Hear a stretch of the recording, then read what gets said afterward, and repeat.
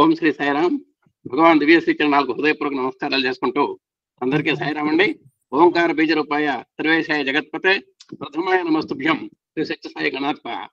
అహం సత్యబోధక చెన్నై శ్రీ సత్యసాయి దివ్యజ్ఞాన యజ్ఞము. ఈ దివ్యజ్ఞాన యజ్ఞ రసారసులైనటువంటి ఎంఎల్ఎన్ గారికి, ఎంవీఎల్ గారికి అందరి తరఫున హృదయపూర్వక ధన్యవాదాలు.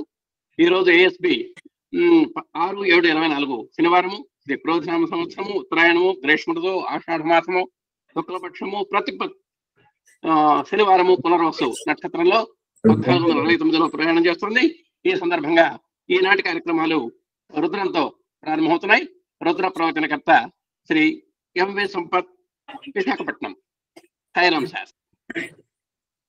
సాయిరామ్.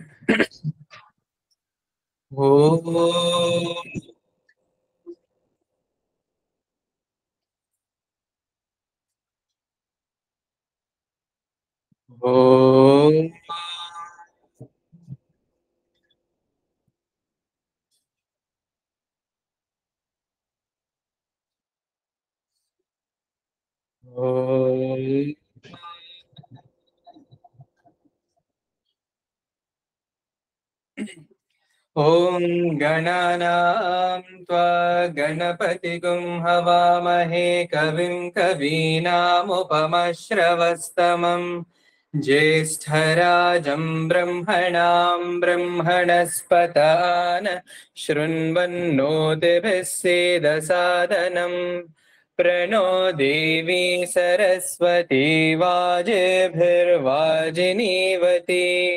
धीनामवित्रयवतु। गणेशाय नमः, सरस्वत्यै नमः, श्रीगुरुभ्यो नमः। हरिः ओम्. ओम शान्ति शान्ति शान्तिः. गणानां त्वा गणपतिं त्वा गणानां त्वा गणपतिं त्वा गणपतिगुं हवामहे गणपतिं त्वा गणपतिगुं हवामहे गणपतिगुं हवामहे गणपतिगुं हवामहे कविं कविगुं हवामहे गणपतिगुं हवामहे कविं गणपतिमिति गणपतिं हवामहे कविं कविगुं हवामहे कविं कवीनां कविगुं हवामहे कविं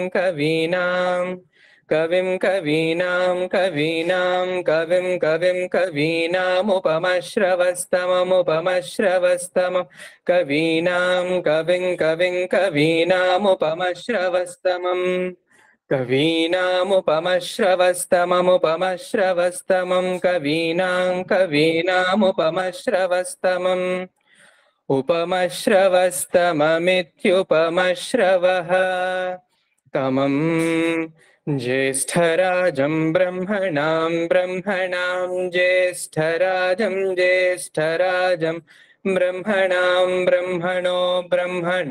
ब्रह्मणां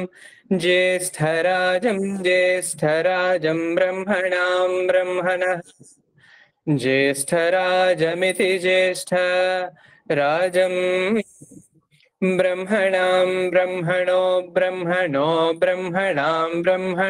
ब्रह्मणस्पते पते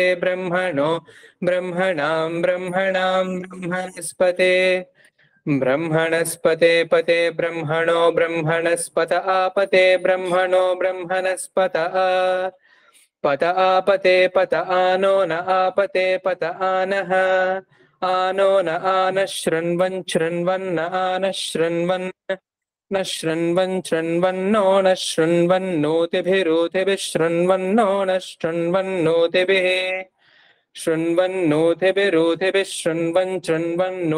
सीदसेदोतिभिः शृण्वन्नोतिभिः सीद ओतिभिः सीदसेदोतिभिः सीदसादनगुं सेदोतिभिः सीदसादनम् ऊतिभिरित्योतिभिः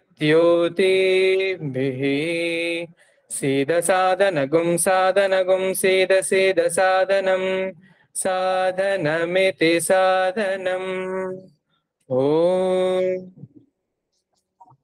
शान्ति शान्ति शान्तिः సరే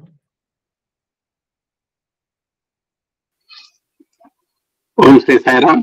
ఈరోజు మన ఏఎస్బి చెన్నై శ్రీ సత్యసాయి దివ్యజ్ఞాన విజ్ఞానానికి మరి వచ్చి చక్కని రుద్రపట్నం చేసినటువంటి మన చిరంజీవి ఎంవి సంపత్ సాయిరామ్ విశాఖపట్నం వారికి మన అధినేత దంపతుల తరఫున మనందరి తరఫున హృదయపూర్వక ధన్యవాదాలు తెలియజేసుకుంటూ ఇప్పుడు గురువు గారు కార్యక్రమాన్ని ప్రారంభిస్తారు.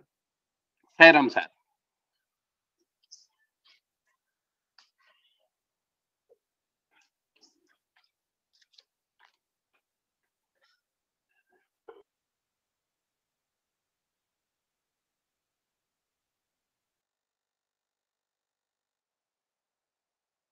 సార్ ఎవరండి? మీరే సార్, మీరు ప్రారంభించండి. 2 మాటలు మాట్లాడండి సార్, కార్యక్రమం ప్రారంభిస్తాం సార్. ఒక 2 మాటలు మాట్లాడితే మీరు ప్రారంభిద్దాం కార్యక్రమం. Okay, then go for ESP 2. నేను అయిరామండి అందరికి ఎప్పటి నుంచో ఇది రాధా రావాలని అండి. ఆల్మోస్ట్ ESP 2 స్టార్ట్ అయిన దగ్గర నుంచి కూడా వాళ్ళ ఫ్యామిలీ మనతో ఎంతగా కలిసిపోయిందంటే వాళ్ళు నెలలాగా మమైకమయ్యారన్నమాట. ఎందుకంటే నాకు బాగా నచ్చిన ఒక మాట అనమాట. ఆ భజన కూడా బాగా ఇష్టమైన భజన మీకు చెప్పాను. రాధా హృదయ నివాస హరే కృష్ణ అని నాకు వెరీ పాపులర్ అన్నమాట. నా ఊతపదం ఒక్కొక్కడు ఒక ఊతపదం ఉంటుంది, నాకు ఇది ఊతపదం అనమాట. అది అనుకోకుండా లేకపోతే ఎందుకు అనుకుంటాడంటే ఇంతమంది హృదయాలు ఉండగా రాధ హృదయంలో ఎందుకు దాక్కున్నాడు ఆయన? వేరే వాళ్ళు లేదా? 8 మంది పిల్లలు ఉన్నారు. 8 మంది పిల్లల హృదయాలు దాక్కోకుండా రాధ హృదయంలో ఎందుకు పోయి దాక్కున్నాడు అంటే నేను నిర్మల చెప్పింది, కాస్త పరిగెత్తింది. యాక్చువల్లీ రాధ మీన్స్ RADHA, రాధకు ఆధారము ధారాపాతమైన ఆరాధన. చివరిలో పరిగెత్తండి సార్ సబ్జెక్టు. పరిగెత్తి మీకు అర్థమైంది, నాకు అర్థం కాదు సార్, నేను అజ్ఞాని. Please don't run the subject. నేను సాయంత్రం కంక్లూషన్ లో రాధ అనే టాపిక్ వచ్చింది. రాధ మీద ఎందుకు రాధ హృదయంలో బందీకృతుడయ్యాడు? ఎక్కడ బందీకృతుడవుతాడు? కేవలం ఎక్కడ కాదు, ఆయన ఇనప సంఖ్యలు ఏ సంఖ్యలు బంధించలేవు. కేవలము ఫైనల్ గా ఒక మనం సత్సంగం ఉంది, వాళ్ళు గొప్ప వీళ్ళు గొప్ప వీళ్ళు గొప్ప వాళ్ళు గొప్ప అని చివరికి నారాయణ చెప్తాడు, వీళ్ళంతా గొప్ప కాదు, నన్ను భక్తుల హృదయాల్లో బందీకృతులు చేసుకున్నారు, భక్తులు గొప్ప అనమాట. సో భగవంతుడి సేవ కంటే భగవంతుడి భక్తులు సేవ చేస్తే భగవంతుడు ఇంకా తొందరగా మన దగ్గర తీసుకుంటాడు. ఇవాళ సబ్జెక్ట్ యాక్చువల్ గా అదే, కానీ మరి నేను మాట్లాడటం లేదు. Living with God and living for God and living in God అని చాలాసార్లు చెప్పాను మీకు, ఊరించాను. కానీ చూస్తాను, నాకు సమయాన్ని బట్టి I can join the satsang not. So ఆ విధంగా భగవంతుల్లో జీవించగలిగింది కనుక రాధ హృదయంలో బందీకృతుడు ఆల్వేస్ అనమాట. అటువంటి రాధ గారు, శివకుమార్ అండ్ సాయి సంపత్ గారు close to all of, not only to me, the very nearest and dearest to all our ESB members, because of the dedication of the family. అంత జనరమైన స్థాయిలో ఉంది. ఎంత సింపుల్ గా ఉన్నారంటే, సార్ ఈ రోజులో ఎవరు ఉంటారు సార్, ఏం లేని కూడా కాళ్ళ ఎగరేస్తారు, ఏముండదు కాళ్ళ ఎగరేస్తుంటారు. అటువంటి కాకుండా అద్భుతమైన totally discipline and dedicated 5 Ds అనమాట. వాళ్ళు రావడం చాలా ఆనందదాయకం. ఆల్రెడీ నాకు చెప్పింది, వాళ్ళు ఫంక్షన్ పర్సనల్ జాబ్ మీద రావడం జరిగింది. సో అటువంటి సాయి మా మందిరానికి రావటము, సాయి సంపత్ అద్భుతంగా చదువుతాడు వేదం. మీరే విన్నారు కదా, మన నగర సంకీర్తనలు ఎన్నో సార్లు వేదం చదివిన వాడు సాయి సంపత్ అనమాట. వాళ్ళు ముగ్గురు రావటం, వాళ్ళ పాప కూడా మృద్ధులు వస్తుందని ఆయన ఎక్స్పెక్ట్ చేశాను. చూద్దాం, next time she may definitely join. Thank you so much Koteswara garu. Thank you one and all.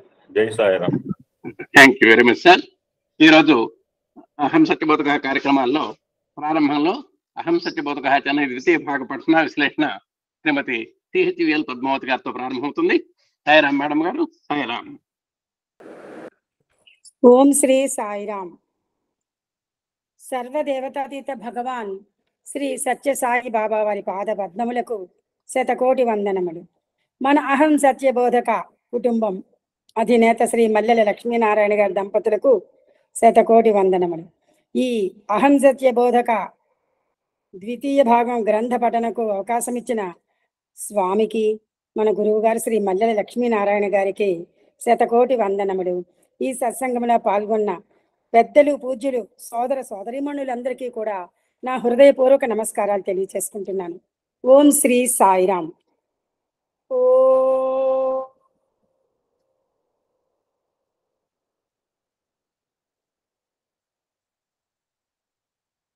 సాయీశ్వరాయ విద్మహే సత్యదేవాయ ధీమహి తన్నః సర్వ ప్రచోదయాత్. నిన్నటి దినము మన సోదరీమణి గారు ఎం నిర్మల గారు 2005 జన్మదిన సందేశంలో చివరి అంశమైన సత్య ప్రేమలను ఆధారం చేసుకోవాలి అనే అంశంతో ఆమె ముగించారు. సత్య ప్రేమలను ఆధారం చేసుకోమని స్వామి ఎలా చెప్తున్నారంటే, మనము జీవితంలో ఏది మరిచిపోయినా ఈ సత్య ప్రేమలను మరవకూడదు. ఈ రెండింటిని మనం కూడా కాపాడుకుంటూ రావాలి. అదే మానవుని యొక్క నిజమైన కర్తవ్యం. ఈ సత్య ప్రేమ రెండూ లేకపోతే వాడు మానవుడే కాదు అని స్వామి చెప్పారు. ఇంకా మనం ఏంటంటే ఈ ప్రేమ అనే దానిని మన కుటుంబ సభ్యులు, మన భార్య పిల్లలు వీళ్ళకే పరిమితం చేసుకోకుండా విశాలమైన భావంతో మనము అందరినీ ప్రేమించడం అలవాటు చేసుకోవాలి. అందరూని ప్రేమించాలి. ఎందుకంటే వాళ్ళందరూ కూడా భగవత్ స్వరూపులే కనుక. ప్రతి ఒక్కరికి కూడా మీ ప్రేమను పంచండి, సత్య మార్గాన్ని అనుసరించండి అని స్వామి చెప్తున్నారు. అందుకోసమే నేను ఈ సభలనన్నీ జరుపుతున్నాను. మీరు వచ్చి ఇక్కడ ఈ సత్య ప్రేమ నేను చెప్పే సందేశాన్ని విన్నందుకు ఎంతో సంతోషం. ఇంకా మీరు నిజ జీవితంలో ఆచరణలో పెట్టండి అని చెప్తున్నారు. ఇదేంటంటే మనం ఈ ప్రేమని లౌకికమైన భావాలతో కలుషితం చేసుకోకూడదు. ఇంకా దైవతత్వము పైనే మనం ప్రేమను పెట్టుకోవాలి. దానికి ఉదాహరణగా రాధ, కృష్ణుడు యందు రాధ ఎలాంటి ప్రేమతో కలిగి ఆమె భక్తిని ఎలా తెలియజేస్తుందని ఉదాహరణ స్వామి చెప్పారు. ఇంకా స్వామి చివరిలో ఏం చెప్తున్నారంటే, మీ అందరికీ కూడా పవిత్రమైన నా ప్రేమానందాన్ని అందిస్తున్నాను. మీరందరూ కూడా long life, healthy life, happy life, peaceful life గడపాలని ఆశీర్వదిస్తున్నానని స్వామి ఇక్కడతో 2005లో జన్మదిన సందేశాన్ని ముగించారు. ఈరోజు 23/11/2006 నవంబర్ 23న స్వామి ఇచ్చిన జన్మదిన సందేశాన్ని తెలుసుకుందాము. సమాజ సేవయే సర్వేశ్వర సేవ, 294 అండి, పేజీ నెంబరు 22వ చాప్టర్. సమాజ సేవ, సమాజంలో ఉన్న అందరికీ కూడా మనం ఏ సేవ చేసినా అది సర్వేశ్వర సేవే అవుతుంది అని స్వామి చెప్తున్నారు. దీనికి ముందు, ఈ సందేశానికి ముందు స్వామి ఒక పద్యం చెప్పారు. ఆ పద్యం ద్వారా మనకి ఏం తెలియజేస్తున్నారంటే, మనము మానవుడు ఈ భూమి మీద పడినప్పుడు ఎలా ఉంటాడు, అసలు అతను ఏ రకంగా ఎలా వచ్చాడు అనేది ఒకసారి పద్య రూపంలో స్వామి ఎలా తెలియజేస్తున్నారో చదివి వినిపిస్తాను.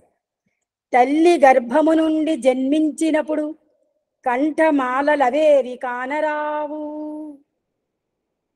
మంచి ముత్యపు సరులు మచ్చునకును లేవు, మేల్మి బంగారు దండ మెడకు లేదు, రత్నాల హారములు రంజిల్లగా లేవు, పచ్చలి కెంపులు పొదగలేదు, వజ్రాల హారముల్ వర్ధిల్లగా లేవు, గోమేధికంబులు తోడలేవు, కలదొక్కమాల మీ కంఠమందు పూర్వజన్మల కర్మలు పొందుపరచి, ఎన్ని చేసిన అవి అన్ని ఎంచి మంచి అయినను చెడుదైన త్రుంచకుండా, బ్రహ్మ మీకిచ్చి పంపును బరువుమాల, కర్మలన్నీయు చేర్చిన కంఠమాల అని స్వామి పద్యం చెప్పారు. ఎంత బాగుంది పద్యం.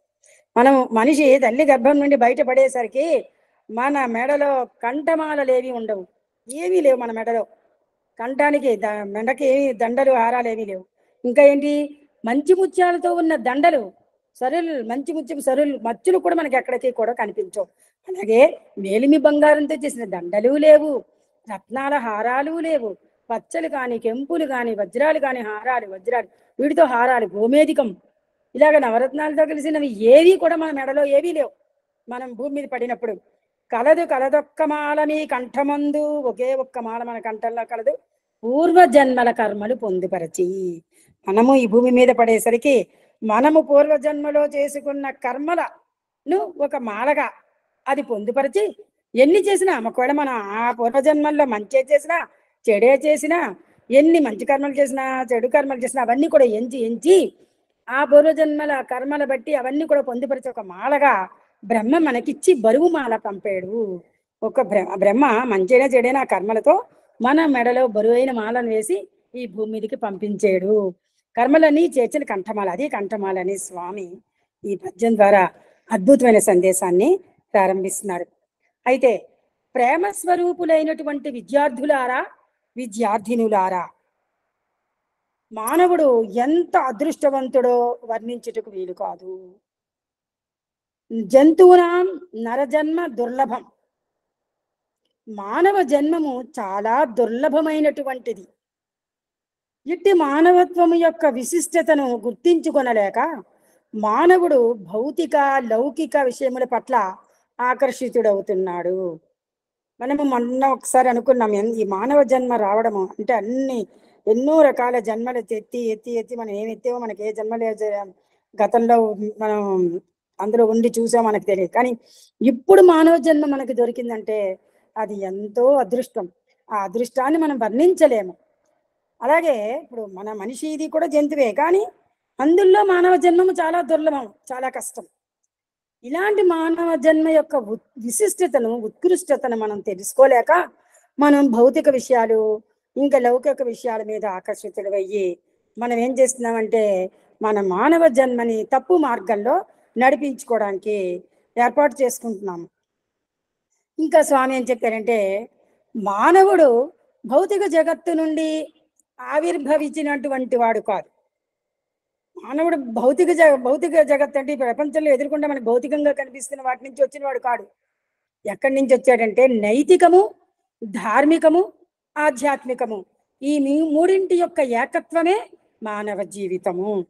మనిషి పుట్టడానికి ముందు ఎలా వచ్చాడనేది ముందు పద్యంలో స్వామి చెప్పారు. ఆ పుట్టిన తర్వాత ఈ భౌతిక లౌకిక విషయాల మీద ఆకర్షితులు కాకుండా ఉండాలి, కానీ మనం వాటి మీదే ఎక్కువ ఆకర్షితులు అవుతున్నాం. అయితే ఇది భౌతికంగా మనం ఇప్పుడు భౌతిక విషయాల పట్ల మనం ఆకర్షితులు అవుతున్నట్టు వాటి నుంచి మనం పుట్టిన వాళ్ళం కాదు. నైతికము మన జీవితంలో ఏకత్వంగా ఉండేవి ఏంటంటే 3 అంశాలు ఉన్నాయి: నైతికము, ధార్మికము, ఆధ్యాత్మికము. ఇక్కడ నైతికము అంటే ఏంటి? నైతిక ప్రవర్తన. మనము నీతి నియమాలతో కలిగిన ప్రవర్తనను కలిగి ఉండాలి.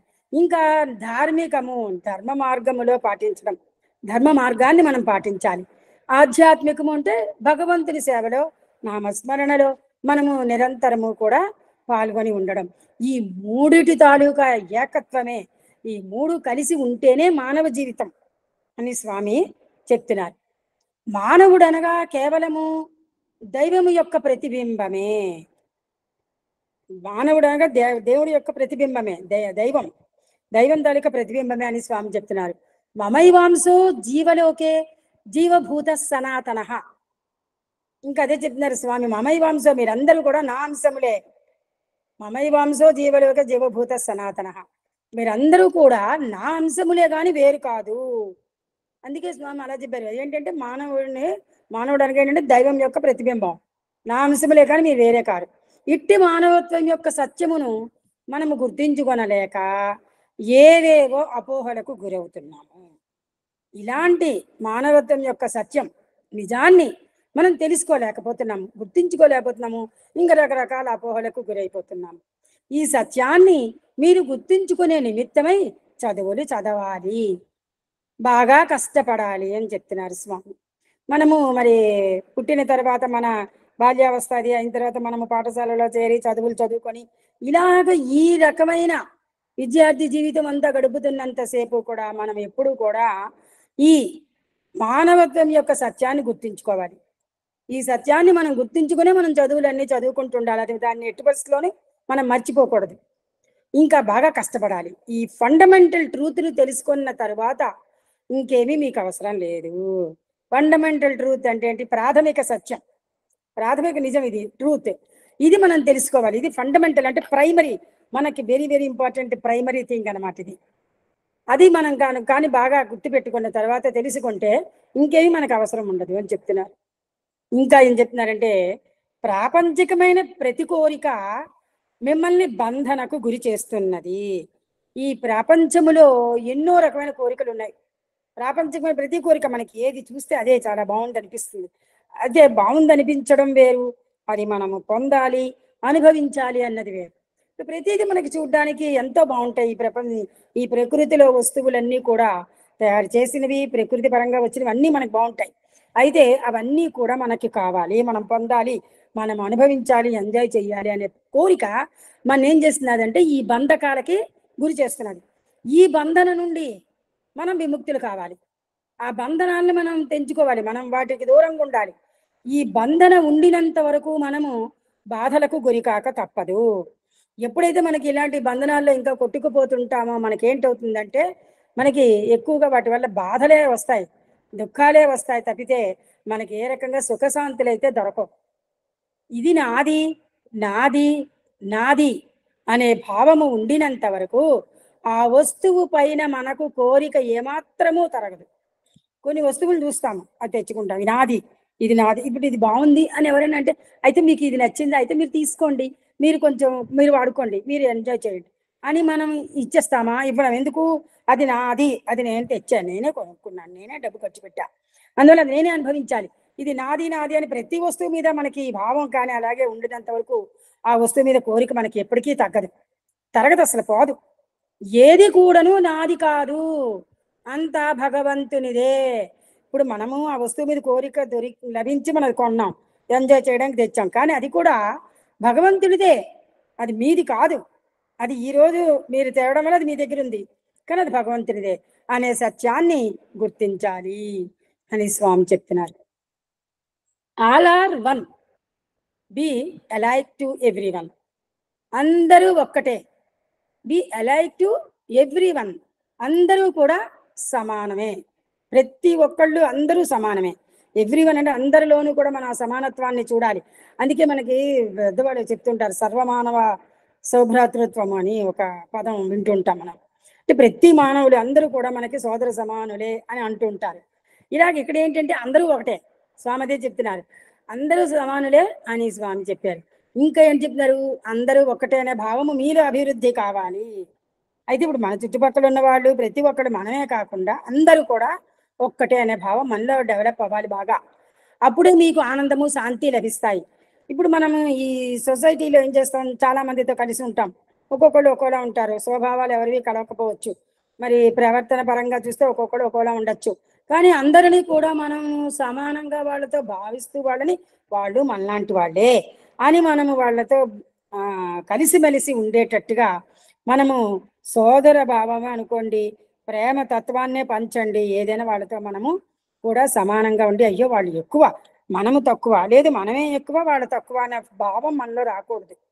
అందరితోని మనము ఆనందంగా వాళ్ళతో గడిపితే ఎంతో బాగుంటుంది.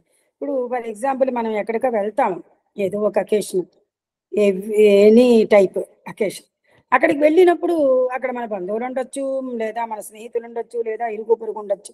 అయితే అక్కడ వాళ్ళు ఎవరు ఒకడే ఉండరు, కానీ మనం అక్కడికి వెళ్ళగానే అందరినీ బాగున్నారా, చాలా బాగున్నారమ్మా, ఎలా ఉన్నారు, మీ పిల్లలు బాగున్నారా, ఇలా మనం అందరినీ ఒకసారి పలకరించుకొని వెళ్ళిపోతే తప్పులేదు. కానీ కొంతమంది ఏంటంటే వాళ్ళు అప్పుడు ఎప్పుడో నన్ను పలకరించలేరు, ఇప్పుడు మళ్ళీ నేను పలకరించకపోతే ఏమిటి, మనం పలకరించక్కలేదు, ఆ రోజు వాళ్ళని ఎంత చూడలేదు సరిగా అని అలాంటి భావాన్ని మన మనస్సులో రానికూడదు. అందరితోని మనం అక్కడికి వెళ్ళగానే కలిసిమెలిసి ఆనందంగా వాళ్ళందరూ ఆ 1 గంట 2 గంటలు మనం వాళ్ళతో గడిపినంత కాలం మనము వాళ్ళతో ఆనందంగా గడిపి వచ్చేసాం అనుకోండి, మనకి ఎంత శాంతి సుఖంగా ఉంటుంది, హ్యాపీగా మన ఇంటికి వచ్చేస్తాం. లేదు ఇలాంటి వికారమైన భావాలను పెట్టుకొని వాళ్ళు అప్పుడు ఎప్పుడో నన్ను పలకరించలేదు అనుకొని మనం ఇలా వ్యతిరేక భావాలను దృష్టిలో పెట్టుకొని అక్కడికి వెళ్ళి ఉన్నంత సేపు మనం అక్కడ ఉండలేము, ఎందుకు వాళ్ళు ఎదురుకుండా మనకు కనిపిస్తుంటారు. అందువల్ల మనం అక్కడ సుఖంగా ఉండలేము, ఇంటికి వచ్చాక కూడా దాన్ని మళ్ళీ చరణం చేసుకొని మన మనస్సును పాడు చేసుకుంటుంటాము. అది ఈ రకంగా స్వామి అందరూ ఒకటే అనే భావం అభివృద్ధి చేసుకుంటే మనకు ఆనందం శాంతి లభిస్తాయని స్వామి చెప్తున్నారు. తరువాతి అంశము, కోరికలే శాంతికి అవరోధం. అంటే మన మనశ్శాంతికి కోరికలే ఆటంకం అని స్వామి చెప్తున్నారు. ఏంటో చూద్దాం. ప్రేమస్వరూపులారా, మీరందరూ కూడాను ఎన్నో ఆశలు పెట్టుకొని జీవిస్తున్నారు. ఇప్పుడు జనరల్గా మనము మానవ జన్మ ఎత్తిన తర్వాత మంచిగా ఉండాలి, మన జీవితం బాగా గడవాలి, మన పిల్లలు బాగా చదువుకోవాలి, పిల్లలు అభివృద్ధి చెందాలి, అని ఇలా మనం రకరకాల ఆశలు పెట్టుకుంటాం. ఎందుకంటే మానవుడు ఆశాజీవి కాబట్టి ఏవో ఆశలు పెట్టుకుంటూ ఉంటాడు. అయితే ఆశకు తగినటువంటి ప్రయత్నం చేస్తున్నామా లేదా అని మిమ్మల్ని మీరు ప్రశ్నించుకోవాలని స్వామి అడుగుతున్నారు. అలా కానీ మనం చేస్తున్నామా? ఇన్ని ఆశలు పెట్టుకున్నాం, ఈ ఆశలకి తగ్గట్టుగా మనం ఏమైనా ప్రయత్నం చేస్తున్నామా లేదా? మొట్టమొదటి మీ హృదయాన్ని మీరు పరిశీలించుకోండి అని చెప్తున్నారు. మన హృదయాన్ని మనం పరిశీలించుకోవాలి. నేను ఏ విధమైన భావముతో ఈ జగత్తులో జీవిస్తున్నాను అని మనం అనుకోవాలి. ఒక్కోసారి అనుకుంటాము, పుట్టినరోజు వస్తే ఇంట్లో అప్పుడప్పుడు జోకులు వేసుకుంటే ఇవాళ పుట్టినరోజు వచ్చింది, ఒక 20 ఏళ్ళు అయిపోయాయి అంటే మన ఆయుష్లో 20 ఏళ్ళు అయిపోయినట్టు. అయితే మనం ఈ పుట్టినందుకు ఈ సంవత్సరంలో ఏమిటి చేసాము, గత 5 సంవత్సరాల్లో ఏం చేస్తాము, రేపు రాబోయే కాలంలో ఇంకా మనం ఏం చేస్తాము, ఇలాగ మనం ఏమైనా ఈ ప్రపంచంలోకి వచ్చినందుకు మనం ఏ విధమైన భావంతో మనం బ్రతుకుతున్నాం? కేవలం వాంఛన నిమిత్తమై జీవిస్తున్నానా అలా కూడా ప్రశ్నించుకోవాలి. లేక నిశ్చలంగా, నిర్మలంగా, నిస్వార్థంగా నా జీవితాన్ని గడుపుతున్నానా అని మనం విచారణ చేసుకోవాలని స్వామి చెప్తున్నారు. అని మీరు విచారణ చేయాలి అని స్వామి చెప్పారు. ఈ రకంగా మనం విచారణ చేసుకుంటే, మనని మనం ప్రశ్నించుకుంటే, మనం వీటన్నిటికీ జవాబులు మన దగ్గర ఉంటాయి. ఎందుకంటే వాటికి అనుకూలంగా కర్మలు మనమే చేస్తున్నాం కాబట్టి. మీరు కోరికలను క్రమక్రమేణా తగ్గించుకుంటూ రావాలి. నిజమేనండి, మానవుడు ఆశాజీవి కాబట్టి కోరికలు మొట్టమొదటిలో చాలా ఉంటాయి. కానీ మనం ఒక్కసారి తగ్గించేసుకోలేం కదా. ఒక రోజులోని, 2 రోజులోని, నెలలోనే అయిపోయేవి కాదు ఇవి. కనుక మనం క్రమక్రమేణా తగ్గించుకుంటూ రావాలి. కోరికలు మన జీవిత ప్రయాణంలో లగేజీ వంటివి. చూసారా, కోరికలు లగేజీ వంటివి అని చెప్తున్నా. లగేజ్ని చూస్తే మన అందరికీ అనిపిస్తుంది, అమ్మో ఎంత లగేజా, మనం పోయగలమా, ప్రయాణాలు చేస్తున్నప్పుడు ఇవన్నీ పట్టగలమా, ఇలా రకరకాలు. కానీ మళ్ళీ అన్ని తయారు చేసేస్తాం లగేజీలు. ఎందుకు? కోరికలు ఇవన్నీ ఉండాలి, అల్లగా ఉండాలి, ఇవి ఉండాలి, అలా ఉండాలని. Less luggage more comfort may travel ఏ ప్లెజర్. మనకి తక్కువ లగేజ్ ఉందనుకోండి, మనకి ఎంతో కంఫర్ట్. చాలా తక్కువ లగేజ్తో కానీ మనం ప్రయాణం పెట్టుకుంటే మోర్ కంఫర్ట్ అని చెప్పి ఇక్కడ ఇంకా ఏం చెప్తున్నారు, మేకే ట్రావెల్ ఏ ప్లెజర్. సుఖంగా, ఆనందంగా వెళ్ళిపోతుంది మన ప్రయాణం, మనశ్శాంతిగా, హ్యాపీగా, సుఖంగా వెళుతుంది ప్రయాణం అని. మీరు కోరికలను తగ్గించుకున్నప్పుడే మీకు తగిన శాంతి చిక్కుతుంది అని స్వామి చెప్తున్నారు. ఇప్పుడు ఇంత లగేజ్ పెంచేసి ట్రైన్ ఎక్కిపోయి కూర్చుంటాము, ఆ లగేజ్ సామాన్ ఎవడు తీసేస్తున్నాడో ఏమిటో మనం దాని మీద దృష్టి ఉంటుంది. ఇప్పుడు సాధారణంగా సామాన్ తక్కువించి పెట్టుకున్నాం అనుకోండి, మనకి వాల్యుబుల్స్ ఏవి లేకపోతే మనం ఏదో నామం చేసుకునో, ఏదో బాబా పాట వినుకునో, ఏదో ఫోన్ ఇయర్ ఫోన్స్ పెట్టుకుని చూస్తూ కూర్చుంటాం. ఏదో నామం చేసుకుని కళ్ళు మూసుకొని ధ్యానం చేయడమో, కానీ అటు పక్క పడితే ఇటు పక్క పడితే మనం మాట్లాడే ప్రశ్న లేకుండా మనం ధ్యానం చేసుకుంటూ కూర్చుంటే అంతకన్నా హాయి మరొకట్లేదు. అలాంటప్పుడు ఈ లగేజ్ ఎప్పుడైతే ఎక్కువైపోయిందో మనం వాటి మీద దృష్టి పెట్టుకుంటే మనం ఆ ట్రైన్లో ఉన్నంతసేపు, ప్రయాణం చేసినంతసేపు కూడా మనశ్శాంతిగా ఉండలేము, ఆనందంగా ఉండలేము. కాబట్టి మనం కోరికలను తగ్గించుకుంటే శాంతి చిక్కుతుంది. రోజు రోజుకి మనం ఏం చేస్తున్నామో చెప్తున్నారు. వాంఛలను అభివృద్ధి చేసుకుంటున్నారే కానీ తగ్గించుకోవడానికి ప్రయత్నించటం లేదు. మీరు అసలు ఎవరు కోరికలు తగ్గించుకోవడం ప్రయత్నించట్లేదు, ఇంకా అభివృద్ధి చేసుకుంటున్నారు, కోరికల్ని బాగా డెవలప్ చేసుకుంటుంటారు అని స్వామి చెప్తున్నారండి. ఇన్ని వేల మంది ఇక్కడ చేరారు, ప్రశాంతి నిలయంకి వచ్చారు. అయితే మీ అందరిలో ఉన్న ఆత్మ ఒక్కటే అని మరొక అంశం ఇక్కడ చెప్తున్నారు. అలా అంతమంది ఉన్నారు అక్కడ, మనకి లక్షల మంది స్వామి ఉపన్యాసానికి, గురు పౌర్ణిమ, బర్త్డేకి, వీటికి వాటికి వెళ్తుంటాం. అయితే అందరిలోని ఆత్మ ఒకటే, ఏకాత్మ సర్వభూతాంతరాత్మ అని స్వామి చెప్పారు. అయితే మన అందరిలోని ఉన్న ఆత్మ ఒక్కటే, కానీ ఉపాధి దేహం, ఉపాధి భేదమును దృష్టిలో ఉంచుకొని మీరు ఇన్ని బాధలు పడుతున్నారు. ఇక్కడ ఉపాధి అంటే దేహం కింద లెక్క, భేదము అంటే ఏంటి? భేదాలు అంటే తారతమ్యాలు, తేడాలు. ఈ శరీరంలో తేడాలను దృష్టిలో ఉంచుకొని మనం ఇన్ని బాధలు పడుతున్నాం. అయితే దానికి స్వామి ఒక ఉదాహరణ కూడా చెప్తున్నారు ఇప్పుడు ఇక్కడ.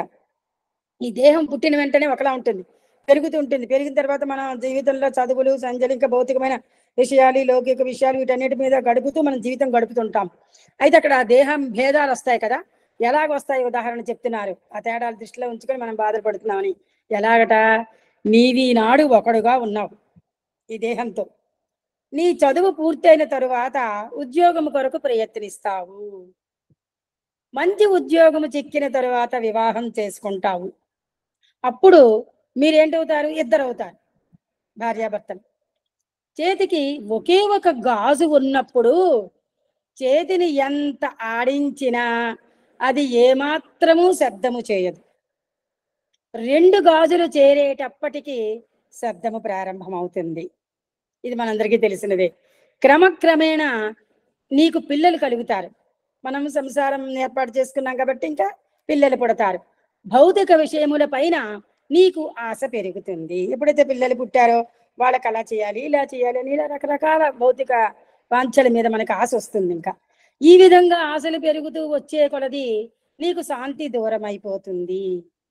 ఇవన్నీ కూడాను కేవలం కోరికల వల్ల మనము కల్పించుకున్నవే గాని సత్యమైనవి కావు. ఇవేవి నిజాలు కావు. కోరిక వచ్చింది, మనం తెచ్చేసుకుంటున్నాం, ఆ కోరికని జరిపించేసుకుంటున్నాం, అవి కల్పించుకుని తెచ్చుకుంటున్నాము. మీ భావములు సరి అయినవిగా లేనప్పుడు మీకు బాధలే కలుగుతుంటాయి అని చెప్తున్నారు. అంతే కదా, మన ఆలోచనలు భావములంటే సరైనగా ఉండాలి. మన దృక్పథం కూడా, మన ఆలోచనలు, దృష్టి అన్నీ కూడా సరిగా లేకపోతే మనకి దుఃఖమే మిగులుతుందండి చివరికి. కానీ మన ఆలోచనలు మంచి ఆలోచనలు ఉండాలి, సత్సంకల్పములు కలగాలి.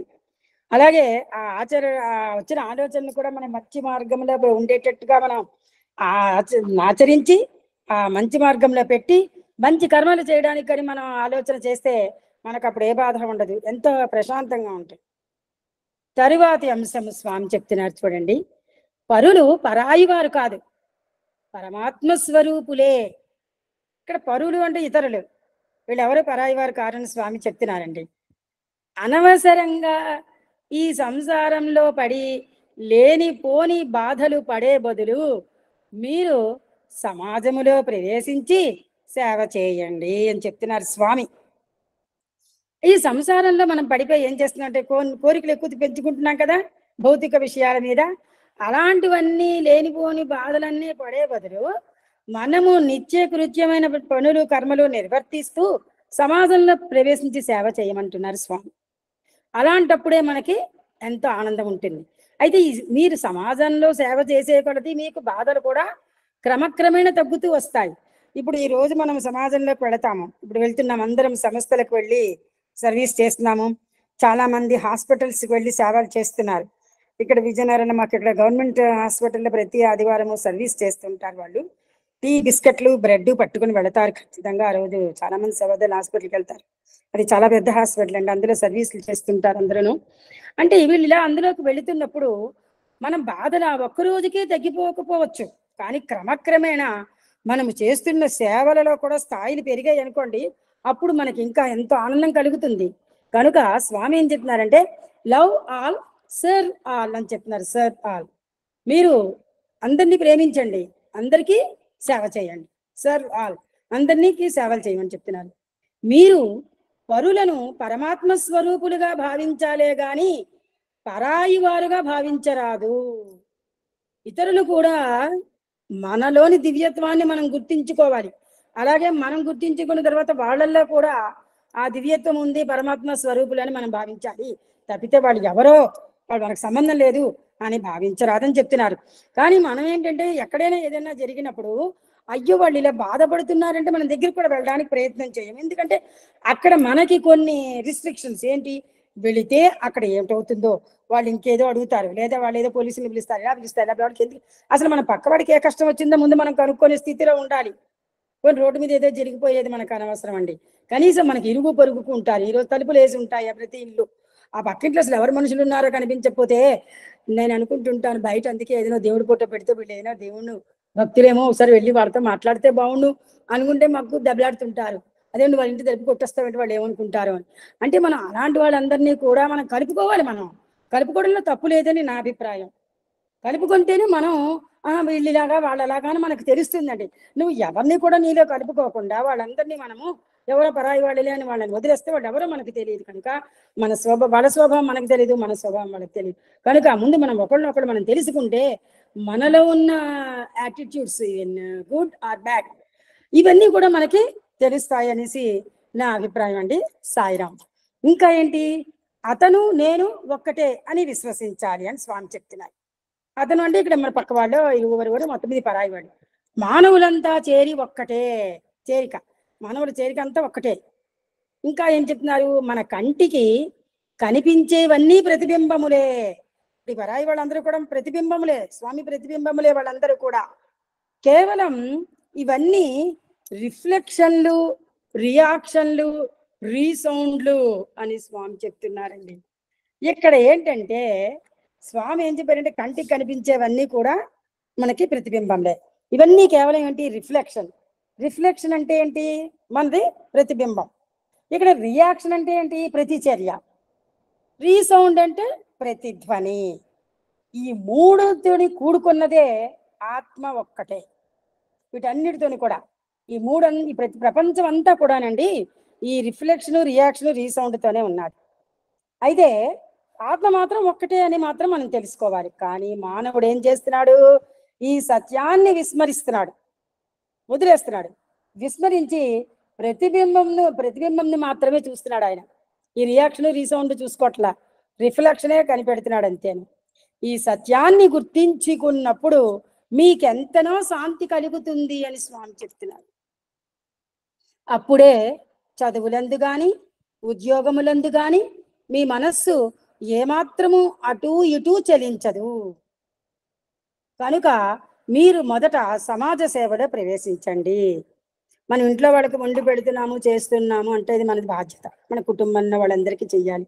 అది సేవే, కానీ అది మన కుటుంబ పరంగా మనం చేసుకుంటాం. కానీ సమాజంలో ప్రవేశించి మనం అందరితో కూడా కలిసిమెలిసి సర్వీసులు చేసినప్పుడే మనకి ఈ సత్యం తెలుస్తుంది. సత్యాన్ని మనం గుర్తించినట్టుగా అది తెలుస్తుంది. అంతేగాని మన ఇంట్లో ఉండి మనం మన కుటుంబం చేసుకుంటున్నాం కదా, మన ఇంట్లో మనం ఉండి మనకేం చేస్తే ఇది స్వార్థం అవుతుంది. బయట వాళ్ళకి కూడా మన చేతులతో మనం వాళ్ళకి సేవను అందించాలంటే మన సమాజంలోకి వెళ్ళాలి. సత్యసాయి సంస్థల్లో మనం ఈరోజు ఎన్నో సేవలు చేస్తున్నాం. ఇంకా చాలా చోట్ల ఈ సత్యసాయి సంస్థలే బయటకి కూడా వెళ్ళి వాళ్ళు అనేక రకాలైన సేవలను అందిస్తున్నారు.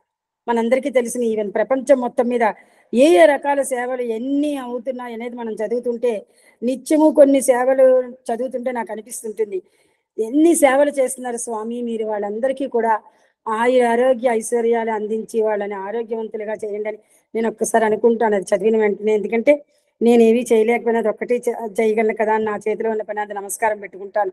అందరికీ కూడా ఈ సర్వీసెస్ చేస్తున్న మెసేజ్లన్నీ చదివితే ఇది ఎంతో మంది చేస్తున్నట్టు ఎక్కడెక్కడో తెలుస్తుంటాయి. పుస్తకాల్లో చదువుతున్నాం మనందరం కూడా. ఇలాగ వీళ్ళు ఇన్ని సేవలు అందిస్తున్నారు. కాబట్టి స్వామి చెప్పిన ఈ సత్యసాయి తత్వాన్ని, సత్యమును గ్రహించడం, ప్రేమను అందించడం అనేది వాళ్ళు ఎంత పాటిస్తున్నారో మనకు తెలుస్తున్నదండి. సాయిరాం. అయితే ఇంకా స్వామి ఏం చెప్తున్నారంటే, సమాజం అంటే ఏమిటి? భగవంతుని ప్రతిబింబమే సమాజం. కాబట్టి మనము సమాజానికి నిరంతరం సేవ చేస్తూ రావాలి. భగవంతుడు చేతులనిచ్చినది సేవలు చేయడానికే గాని ఊరికే పేపర్ల మీద పిచ్చి పిచ్చి వ్రాతలు వ్రాస్తూ కూర్చోవడానికి కాదు అని స్వామి చెప్తారు. ఏవో పేపర్ల మీద అన్ని రాస్తుంటారు అందరూ, కానీ అలా కాదు. మనం భగవంతుడు సేవలను మనకి ఎందుకు ఇచ్చాడు అంటే సేవ చేయడానికే. మీరు సత్కర్మలు చేపట్టాలి. వర్క్ ఈజ్ వర్షిప్, పనియే దైవము. డ్యూటీ ఈజ్ గాడ్, విధి నిర్వహణయే దైవము. కనుక మీ డ్యూటీ మీరు చేయండి అని స్వామి చెప్తున్నారు. మన విధి నిర్వహణలో కూడా నీతి నిజాయితీలతో ఈ ధర్మ మార్గాన్ని అనుసరిస్తూ ఈ సత్యాన్ని అవలంబిస్తూ మనం కానీ మన విధి నిర్వహణ కానీ చేసి, అదే మనకి పని, అదే దేవుడు మనందరికీ భగవంతుడు ఏదో ఒక రకమైన పని ఇచ్చాడు మన జీవితాన్ని గడుపుకోవడానికి. ఆ డ్యూటీ మనం మంచి ఉద్దేశంతో మంచి నిజాయితీగా, అందులో మనం ఏ అవకతవకలు లేకుండా నిజాయితీగా చేసుకొని వెళ్ళిపోతే మనకి చివరి వరకు ఆ భగవంతుడే మనకి కాస్తాడు. ఎందుకంటే మనం డ్యూటీ ఈజ్ గాడ్ అని అనుకుంటున్నాం కాబట్టి. తర్వాత ప్రేమ స్వరూపులారా, ఈ వయస్సులో మీ యందు అన్ని శక్తులు సమృద్ధిగా ఉంటున్నవి. మొట్టమొదటిది ఉపాధి, అంటే దేహం అనుకున్నాం. ఉపాధి కంటే ఉన్నత స్థాయిలో ఉండేది ఏంటిట? ఇంద్రియములు. ఈ ఉపాధి అంటే దేహము, ఈ దేహం కన్నా ఉన్నత స్థాయిలో ఉండేవి ఇంద్రియములు. ఇంద్రియముల కంటే గొప్పది మనస్సు, మనస్సు కంటే గొప్పది బుద్ధి, బుద్ధి కంటే గొప్పది ఆత్మ. కనుక ఆత్మను మీరు నిరంతరము స్మరించుకుంటూ ఉంటే ఈ బంధనాల నుండి విముక్తులు కాగలరు అని స్వామి చెప్తున్నారు. అయితే మనుషులందరూ వేరే అయినా సరే ఆత్మ అనేది ఒకటే. మనము సమాజంలోని వెళ్ళి ఇక్కడ వీళ్ళందరికీ కూడా, ప్రజలందరికీ కూడా మనము మంచిగా సేవలు అందచేయమని చెప్తున్నారు స్వామి. అదే సర్వేశ్వర సేవ అని కూడా తెలియజేశారు. తరువాతి అంశము, ఈశ్వరునికి అమ్మ ఈశ్వరమ్మ. మళ్ళీ స్వామివారి మాతృమూర్తి గురించి వచ్చింది ప్రస్తావన. ఈ దేహానికి మాతృమూర్తి ఈశ్వరమ్మ ఒకనాడు నీళ్లు తీసుకొని వచ్చే నిమిత్తం బావి వద్దకు వెళ్ళింది. ఆ సమయములో ఆమెను ఒక విధమైన మైకం ఆవరించింది. ఆమె ఎందుకు ఇట్లవుతున్నది అని అనుకుంటుంటే, అమ్మా నేను నీలో ప్రవేశిస్తున్నాను అనే మాటలు ఆమెకి వినిపించాయి. చూసారా, ఇదెవరు? దెయ్యమా, భూతమా, ఎవరు నాలో ప్రవేశిస్తున్నది అని ఆమె చాలా భయపడిపోయింది. అప్పుడు మళ్ళీ లోక సంరక్షణార్థమై నేను నీలో ప్రవేశిస్తున్నాను అనే మాటలు ఆమెకు వినిపించాయి. ఆ రోజు ఆమె నూతి దగ్గర నీళ్లు తోడుతున్నప్పుడు ఆమెకు ఒక మైకంలా వస్తే, ఏమిటా ఇలా జరిగింది, ఎవరు నాలో ప్రవేశిస్తున్నారు అని అనుకున్నారట ఆమె. అప్పుడు స్వామి లోకరక్షణార్థమే నేను వస్తున్నాను, నేను ప్రవేశిస్తున్నానని చెప్పడం వినిపించింది ఆమెకి. ఈశ్వరమ్మ అనే పేరు ఆమెకు తల్లిదండ్రులు పెట్టినది కాదు. ఈ దేహానికి తాతగారైనటువంటి కొండమరాజు పెట్టిన పేరు అది. ఆమె పేరు రామగిరమ్మ. అయితే ఆ పేరుకి కొండమరాజు గారు ఇక్కడికి పెళ్ళై వచ్చిన తర్వాత ఆమెకు ఈశ్వరమ్మ అని పేరు పెట్టారు. ఎందుకు? ఈశ్వరమ్మ అనగా ఈశ్వరునికి అమ్మ అని అర్థం. ఈశ్వరుడు ఎవరు? మన స్వామి. అందువల్ల ఆమె అతనికి తల్లి కాబట్టి ఆమెకు ఈశ్వరమ్మ. నేను చిన్నపిల్లవానిగా ఉన్నప్పుడే ఆయన నా యొక్క దివ్యత్వాన్ని గుర్తించాడు అని స్వామి చెప్తున్నారండి. స్వామి చిన్నపిల్లప్పుడుగా ఉన్నప్పుడే ఇతని తాతగారు కొండమరాజు గారు ఈయనలో దివ్యత్వాన్ని గుర్తించారు. అందుకే ఆయన కొండమరాజు గారు తన కొడుకులు కోడళ్ళ విషయాలేవో కుటుంబంలోని తేడాలు వచ్చినప్పుడు అందరూ విడిపోతున్నప్పుడు ఆయన స్వామికి అదే చెప్పారు, నేను ఎక్కడికి నీ దగ్గరికి రాను, నేను సత్యం దగ్గరే ఉంటాను, నేను సత్యంతోనే కలుస్తాను, అతనితో కలిసి ఉంటానని. ఆ తాతగారికి ఈ సత్యం ఎంత సేవ చేసేవాడు, అతనికి వండి పెట్టేవారు. అతను స్కూల్కి వెళుతూ కూడా అతను వండి పెట్టి ఆయన తాతగారికి అన్ని చూసుకుంటూ ఆయన పాఠశాలకు వెళ్ళేవారట స్వామి. అలాగా ఈ కొండమరాజు గారు స్వామి చిన్నపిల్లప్పుడుగా ఉన్నప్పుడే దివ్యత్వాన్ని గుర్తించారు. సత్యం, నీవు వయస్సులో చిన్నవాడైనప్పటికీ తెలివితేటలలో చాలా గొప్పవాడవు అనేవారట తాతగారు. ఈశ్వరమ్మ సామాన్యమైన స్త్రీ కాదు.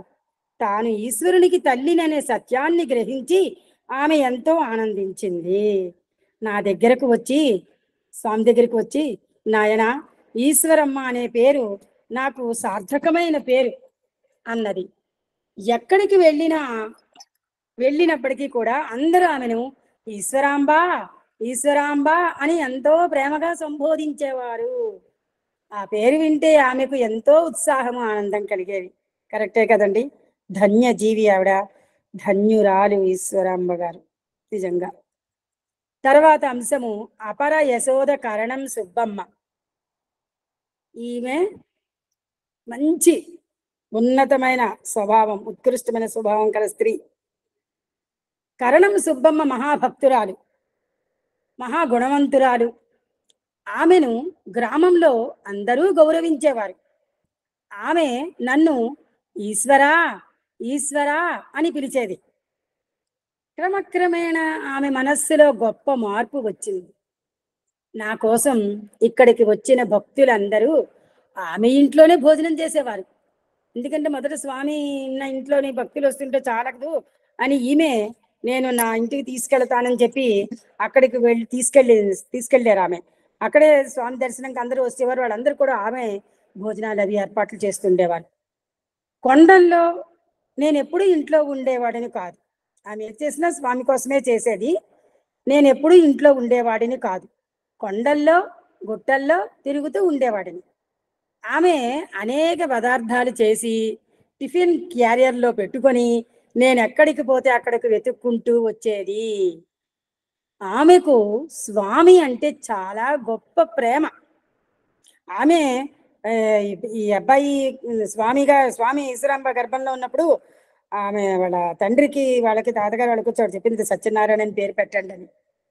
ద్వాపర యుగములో కృష్ణుడు పుట్టినది దేవకికి, కానీ కృష్ణుని తల్లిగా పేరు వచ్చినది మాత్రం యశోదకు. అదే విధముగా సుబ్బమ్మకు కూడా గొప్ప పేరు వచ్చింది. ఆమెకు కూడా ఈ కరణం సుబ్బమ్మ గారికి కూడా చాలా మంచి పేరు వచ్చింది.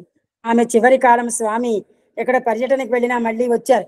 ఇక్కడ ఉన్న వాళ్ళందరూ 3 రోజులు అయిపోయింది ఇలాగలాగ అంటున్న స్వామి వస్తారు నుంచి చివరిగా స్వామి చేతుల మీదుగా ఆవిడ పిలిచి పలికి మళ్ళీ కళ్ళెత్తి చూసి అప్పుడు స్వామి చేతులతో తులసి తీర్థం పోయగానే ఆమె ప్రాణాలు వదిలింది.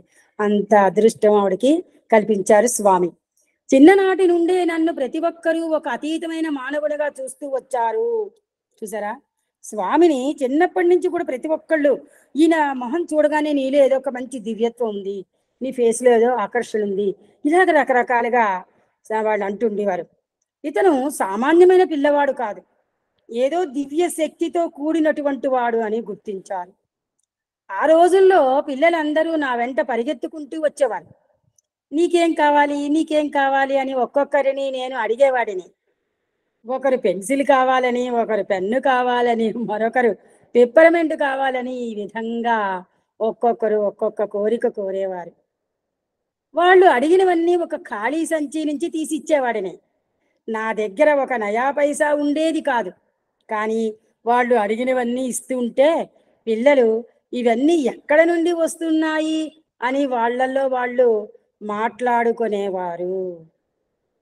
పోనీ తల్లి ఏమైనా ఇస్తున్నదా అంటే ఆమె దగ్గర నయా పైసా కూడా ఉండేది కాదు.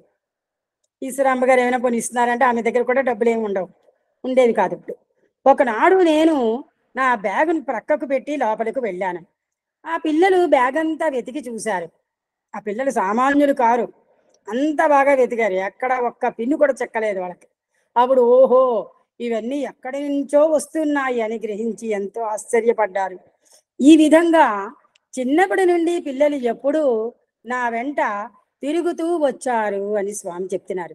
స్వామిటండి చిన్నప్పుడు ఈ చుట్టుపక్కల పిల్లలందరినీ కూడా తీసుకొని ఆయన మంచి మంచి బోధనలు చేసేవారు, స్పిరిచువల్ టీచింగ్స్ అవి కూడా. ఆ చేస్తున్నప్పుడు ఎంత ఆసక్తిగా అంత చిన్న పిల్లలు కూడా వినేవారట. విని స్వామి చెప్తున్నవన్నీ కూడా వాళ్ళు ప్రేమగా ఆస్వాదించి పొందేవారట. అంటే అప్పటి నుంచే స్వామి ఆ వయసు నుంచే ప్రేమను పంచడం ప్రారంభించారు. ఈవెన్ ఈరోజు స్వామి నిష్క్రమణ వరకు కూడా ఆయన అదే అందించారు. ఈరోజు ప్రపంచ దేశాలన్నిటికీ కూడా ప్రేమతత్వాన్ని పంచడం వల్ల మనందరము కూడా ఎంతో ప్రేమతో ఉండి ఆనందమైన జీవితం గడుపుతున్నామని నా అభిప్రాయం. అప్పుడు ఆ పిల్లలందరూ కూడా ఈ స్వామి మంచి మంచి బోధనలు చేస్తారు.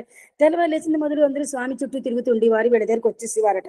అయితే కొంతమంది పేరెంట్స్ ఇతను చెప్తున్న బోధనలు వింటే ఈ వీళ్ళ పిల్లలు తల్లిదండ్రులు వచ్చి అడిగేవారట స్వామిని, నువ్వేమిటంటే అన్ని చెప్తున్నావు, మా పిల్లలు మైండ్లు పాడు చేసేస్తున్నావు, వాళ్ళల్లో వాళ్ళ బుద్ధి తిన్నగా ఉంచకుండా చేస్తున్నావు, ఇలా చేస్తున్నావు అలా చేస్తున్నావు అని పేరెంట్స్ వచ్చి అనేవారట ఈయన దగ్గర.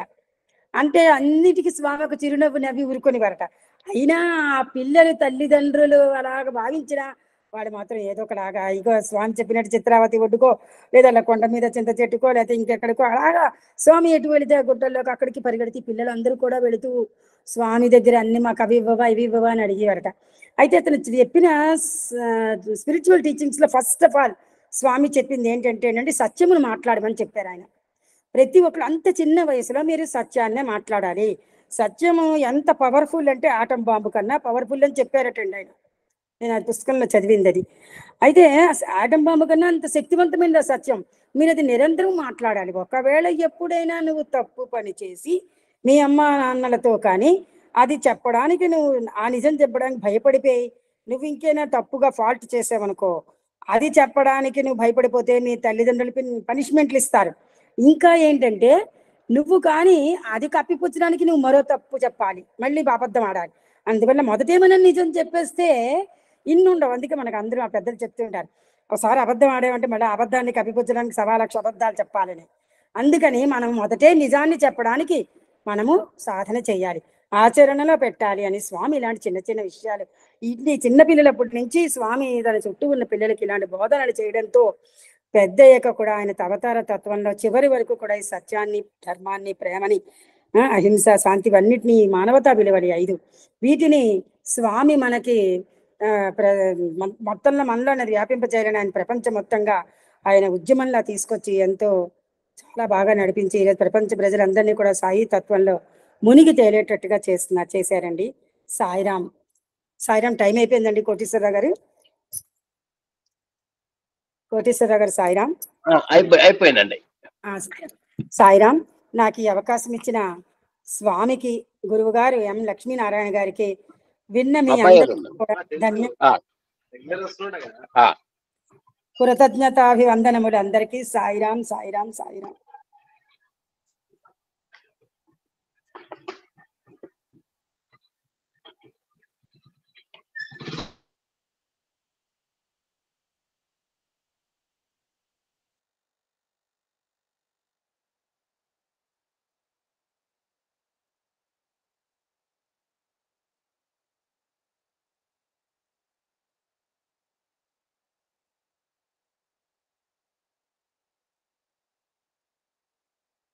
సాయిరామ్ సార్. గురువు గారు సాయిరామ్. మీరా మేమా?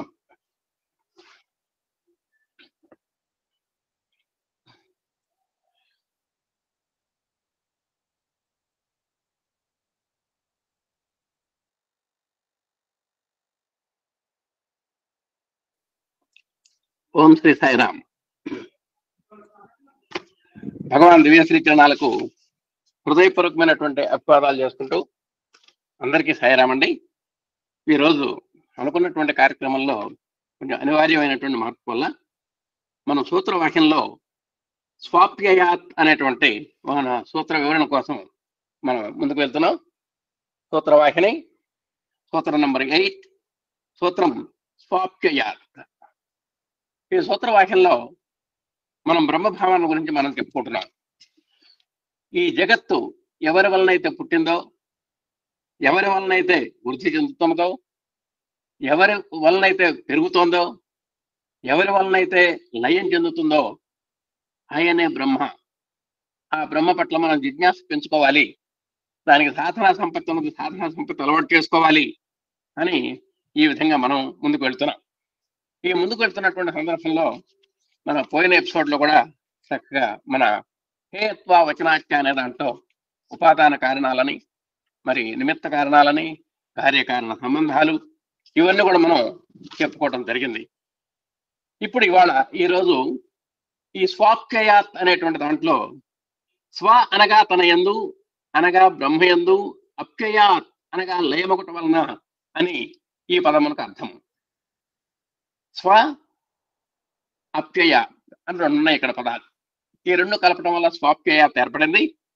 స్వ అంటే తన ఎందుటండి, అంటే బ్రహ్మయందు. అప్యయాత్ అనగా లయమొకట వలన, బ్రహ్మయందు లయమొకట వలన అనేటువంటి అర్థం దీనికి వస్తుంది. ఏమిటి అసలు, అది ఏమిటి, ఏం కలుస్తోంది బ్రహ్మలో అనేటువంటిది మనం ముందుకు వెళదాం. ఈ జీవుడు బ్రహ్మయందు లయముగునని చెప్పి ఉండటం వలన జీవుడు సుషుప్తి కాలమున సద్రూపుడవుతున్నాడు. ఇప్పుడు మనం జీవాత్మ పరమాత్మ అని చెప్పుకుంటూ ఉంటాం. పరమాత్మ అనేది మనకు తెలుసు, సాక్షాత్ భగవాన్. ఆయన యొక్క అంశ జీవుల్లో ఉన్నది కాబట్టి మనం ఏం చెబుతున్నాం అంటే జీవాత్మ అని చెప్తున్నాం. అంటే దీంట్లో ఉన్నది కూడా పరమాత్మే. అయితే ఆ స్థానం యొక్క బలం చేత జీవుడిలో ఉన్నటువంటి ఆత్మ అంశం ఉన్నది కాబట్టి జీవాత్మ అని చెప్పుకుంటున్నాం. ఇలాంటి జీవుడు బ్రహ్మయందు లయమగునని చెప్పి ఉండటం వలన జీవుడు సుషుప్తి కాలమున సద్రూపుడవుతున్నాడు. మనకు అవస్థలు 3 చెప్పారు మన మధ్య. జాగ్రత్త అవస్థ, మరి స్వప్నావస్థ, సుషుప్తి అవస్థ అని చెప్పారు. ఇప్పుడు మనం జాగ్రత్త స్వప్నాలు మనం పక్కన పెడితే సుషుప్తి అంటే నిద్ర అండి. అలాంటి నిద్రపోయేటువంటి సమయంలో ఈయన సద్రూపుడు అవుతున్నాడు. ఎవరు? జీవుడు. దేనికని? ఏ ఇంద్రియాలు మనకు పనిచేయవు కాబట్టి అక్కడ ఏ ఇంద్రియ వ్యాపారాలు దాదాపుగా స్తంభించి ఒక ఆత్మభావనతో ఉండేటువంటి సమయం కాబట్టి అక్కడ సద్రూపుడు అవుతున్నాడు అని చెప్పారు. తన్ను తాను పొందటం వలన అతడు ఆత్మయ్యవుతున్నాడు. ఆ నిద్రపోయేటువంటి సమయంలో నిద్ర 2 రకాలు మనకు. నిద్ర, శాశ్వత నిద్ర అని మనకు 2 ఉన్నాయండి. మనం జనరల్గా నిద్రపోతూ ఉంటాం, నిద్రలేస్తూ ఉంటాం. కానీ నిద్రలో కూడా శాశ్వత నిద్రపోయేటువంటి వాళ్ళు ఉన్నారు. ఇక నిద్రపోయినాడు అంటే లేవని వాళ్ళు కూడా ఉన్నారు. అది శాశ్వత నిద్ర. ఇప్పుడు మన జీవుడు, మన ఆత్మ కలిగినటువంటి జీవుడు ఈ 3 అవస్థల్లో సుషుప్తి అనేటువంటి అవస్థలో ఉండేటువంటి సమయంలో అతని యొక్క మనస్సు, బుద్ధి ఇవి మాత్రమే పనిచేస్తాయి కాబట్టి అతడు సద్రూపుడు అవుతున్నాడు. అంటే ఆ బ్రహ్మభావనతో ఉంటున్నాడు అని అర్థం. తన్ను తాను పొందటం వలన అతడు ఆత్మయ్యగుతున్నాడు. అప్పుడు ఆత్మభావన తప్ప ఈ లౌకికమైనటువంటి దేహేంద్రియ భావనలు కానీ విషయ వాసనలు కానీ ఏమీ ఉండవు. స్వప్న రహితముకు సుషుప్తి యందు ఆత్మ యందు లగుతుండను. ఆ నిద్ర కూడా ఒక కండిషన్ పెట్టారు, స్వప్న రహితము అని చెప్పారు. అంటే ఏమాత్రము కలల కననటువంటి నిద్ర ఎవరైతే పోతుంటారో, కలలతో కూడినటువంటి నిద్ర కాదు, అది కలత నిద్ర అవుతుంది. అది ఏమాత్రము కలతో సంబంధం లేనటువంటి నిద్రపోతున్నటువంటి సమయంలో ఈ జీవాత్మ పరమాత్మలో ఏమవుతుంది అంటే, దాదాపుగా మనం రోజు పుడుతూ ఉంటాం, చస్తూ ఉంటాం. నిజంగా ఒకసారి నిద్ర అంటే దాదాపు మరణం కింద లెక్కే, మళ్ళా మనకు పునర్జీవనం చెందటమే. అలాంటి భావనలో సుషుప్తి యందు ఆత్మ లయ అవుతుందని చెప్తున్నాడు. అనగా సత్తుతో ఏకముగునని దీని అంతరార్థము. మనం భగవంతుని సత్ అంటాం. దేనికంటే సత్యము, సత్య స్వరూపుడైన, త్రికాలాబాధ్యుడైన, నిర్గుణుడు, నిరంజనుడు, నిరామయుడు, అప్రమేయుడు అని చెప్తున్నాం. అలాంటి సత్తుతో మనకు ఈ మనలో ఉన్నటువంటి జీవాత్మ ఆయనతో ఏకమవుతోంది. ఏ సమయంలో? నిద్ర సమయంలో. సర్వ వేదాంత వాక్యముల సారము బ్రహ్మ జగత్ కారణమని, బ్రహ్మ ఒక్కటే అగుట చేత జడముకు పదార్థము లేదని చెప్పబడుతున్నది. ఇంకొక కోణంలోకి వస్తే అన్ని వేదాంత గ్రంథాలన్నీ కూడా ఒక క్షుణ్ణంగా పరిశీలిస్తే, ఆ వేదాంతాలు చెప్పినటువంటి సారాన్ని మొత్తాన్ని మనం సంగ్రహించినట్టయితే బ్రహ్మ జగత్ కారణము అని చెబుతోంది. ఇప్పటికి మనం బోలెడు సూత్రాలు నేర్చుకున్నాం. ఈ జగత్తు కారణం ఎవరయ్యా అంటే బ్రహ్మ. ఈ జగన్ నిర్మాణకర్త ఎవరయ్యా అంటే బ్రహ్మ అని మనం చెప్పుకున్నాం. బ్రహ్మ ఒక్కడే అవటం చేత జడముఖ పదార్థము లేదని చెప్పబడుతున్నది. గౌణశ్చేన్నాత్మ శబ్దాత్ అనేటువంటి దాంట్లో వేదాలు చైతన్యపూరితమైనటువంటి సత్పదార్థాన్ని అంటే బ్రహ్మ పదార్థాన్ని చెబుతున్నాయి, కానీ అచేతనమైనటువంటి జగత్తుని చెప్పడం లేదు అని మనకు స్పష్టంగా చెప్పింది గౌణశ్చేన్నాత్మ శబ్దాత్లో. అంటే వేదాలన్నీ కూడా ఆ చైతన్య స్వరూపుడైనటువంటి బ్రహ్మను గురించే చెబుతున్నాయి, కానీ ఆ బ్రహ్మ చేత సృజింపబడినటువంటి జగత్తును గురించి ఏ మాత్రము చెప్పడం లేదు. కాబట్టి బ్రహ్మ ఒక్కడే అవటం చేత జడమైనటువంటి పదార్థం లేదని చెప్పబడుతున్నది. దేనికని? జడమైన పదార్థం కూడా ఎక్కడి నుంచి వచ్చింది? ఆయన వల్ల వచ్చిందే, ఆయన వల్లనే వచ్చింది, ఆయనలోనే పోతోంది. కాబట్టి గౌణము అంటే అప్రధానము అని అర్థం, సెకండరీ అని అర్థం అన్నమాట. అంటే అంత ప్రాధాన్యం కలిగింది కాదు, ఆయన వలన వస్తుంది, ఆయన వలన పోతోంది. జగత్ కారణము చేతనముకు బ్రహ్మమును బోధించటందును వేదాంత వాక్యములను ఏకీభవించుతున్నవి. అయ్యా, ఈ జగత్తు కారణము కేవలము చైతన్య స్వరూపుడైనటువంటి బ్రహ్మ మాత్రమే అనేటువంటి ధృవీకరణ చేయడానికి వేదాంతాలన్నీ కూడా ఒకే సూత్రాన్ని పాటిస్తున్నాయి, ఏక సూత్రంగా చెప్తున్నాయి. జగత్ కారణము బ్రహ్మే అని. శృతి కూడా బ్రహ్మమే జగత్ కారణం అని తెలుపుతున్నది. మళ్ళా ఏం లేదా వేదాన్ని మళ్ళా శృతి అంటాం. శృతి అని దేనికి పేరు వచ్చింది? ఈనాటికి మళ్ళీ మనం చెప్పేటప్పుడు నోట్సులు రాసుకొని, నోట్సులు ఇంటి దగ్గర చదువుకొని, మళ్ళీ దాన్ని మన్నం చేసుకొని తిరిగి చెప్పేటువంటి విధానాలు లేవు ఆ రోజుల్లో. ఆ మహర్షులంతా కూడా చదువుతుంటే ఆ అభ్యాసకులు, ఆ సాధకులు అంతా కూడా విని ఒకరి ద్వారా ఒకరి మౌఖికంగా వెళ్ళినటువంటి వేదాలన్నీ కూడా ఆ మౌఖికంగా నేర్చుకోబడినటువంటి విద్య కాబట్టి దాన్ని శృతి అన్నారు. అంటే శ్రవణము చేత మాత్రమే అవి మనకు అభ్యాసానికి అనుకూలంగా ఉండేటువంటి విద్యలు కాబట్టి శృతులని పేరు వచ్చింది. అలాంటి శృతులు కూడా అంటే అలాంటి వేద భాగాలు కూడా బ్రహ్మమే జగత్ కారణం అని రూఢిపరుస్తున్నాయి. చూడండి, నిద్ర ప్రతి జీవికి అత్యవసరము. ఇక్కడ అనగానే మనకు చక్కగా గుర్తుకొస్తుంది. ఆహార నిద్ర భయ మైథునంచ సమానమేత పశుమరణం అని చెబుతుంది. మీకు కంటికి కనబడినటువంటి ఎర్రజీమ దగ్గర నుంచి మీ కళ్ళకు మాంచి కొట్టొచ్చేలాగా కనబడేటువంటి ఏనుగు దాకా 84 లక్షల జీవరాశుల్లో మీకు తెలియని క్రిములు, కీటకాదులు, పక్షులు, జంతువులు ఎన్నో ఉన్నాయి. వీటన్నిటికీ కూడా ఈ 4 సమానమే. ప్రతిదీ భోజనం చేయాల్సిందే. అంటే ఏం తింటోంది? మళ్ళాగా షడ్రసోపేతంగా తింటోందా లేదా అని కాదు ఇక్కడ సమస్య. ఎవరి స్థాయిలో ఉండదు. కేవలం పంచదార తింటారు, ఆ పంచదార కణాన్ని శుభ్రంగా ఒక రోజుల్లో భోజనం చేస్తుంది. దాని ఆహారం అది. కాబట్టి మనం ఈ ఆడవాళ్ళు పూజలు చేసేటప్పుడు ఆ పుట్టల్లోనూ వాటిల్లోనూ కాస్త పంచదార వేస్తుంటారు. ఒకటి రోజుల్లో పుట్ట దగ్గర పంచదార వేసేవారు. ఆ చెట్ల పాదుల్లో కాస్త పంచదార తల్లేవాళ్ళు. ఎందుకంటే అక్కడ ఉన్నటువంటి చీమలు మృతికి కోసం అనమాట. కాబట్టి ఆహారము, నిద్రాభయము, మైథునము, ఈ 4 ఈ జగత్తులో సృష్టింపబడినటువంటి ప్రతి జీవికి కామన్. అందుట్లో ఒక్కదాన్ని మనం తీసుకుందాం. ఏమిటది? నిద్ర. ఈ నిద్ర ప్రతి జీవికి అత్యవసరము. చూడండి, అసలు 4 అవసరమే, కానీ ఇది ఇంకా అత్యవసరం అని చెప్పారు. నిద్ర లేకుండా మనిషి కానీ మరి ఏ జీవి కానీ జీవించలేడు. తినంగానే సరిపోదు, ఆయన నిద్రపోవాలి. అంటే ప్రతి జీవి కూడా 24 గంటల్లో 18 గంటలు శ్రమించినటువంటి జీవికి ఎంతో కొంత ఒక విశ్రాంతి అనేటువంటిది అవసరం. ఆ విశ్రాంతి, విరమణ ఎక్కడ దొరుకుతుందంటే నిద్రలో దొరుకుతుంది. కాబట్టి నిద్ర ప్రతి జీవికి అవసరం. ప్రపంచ భోగములన్నింటికంటే నిద్ర ప్రధాన భోగము. ఇంకో చిత్రమైన మాట చెప్పాడు స్వామి, నిద్ర ప్రధానమైన భోగం అన్నాడు. నిద్ర కంటే సుఖం రెండోది లేదన్నాడు.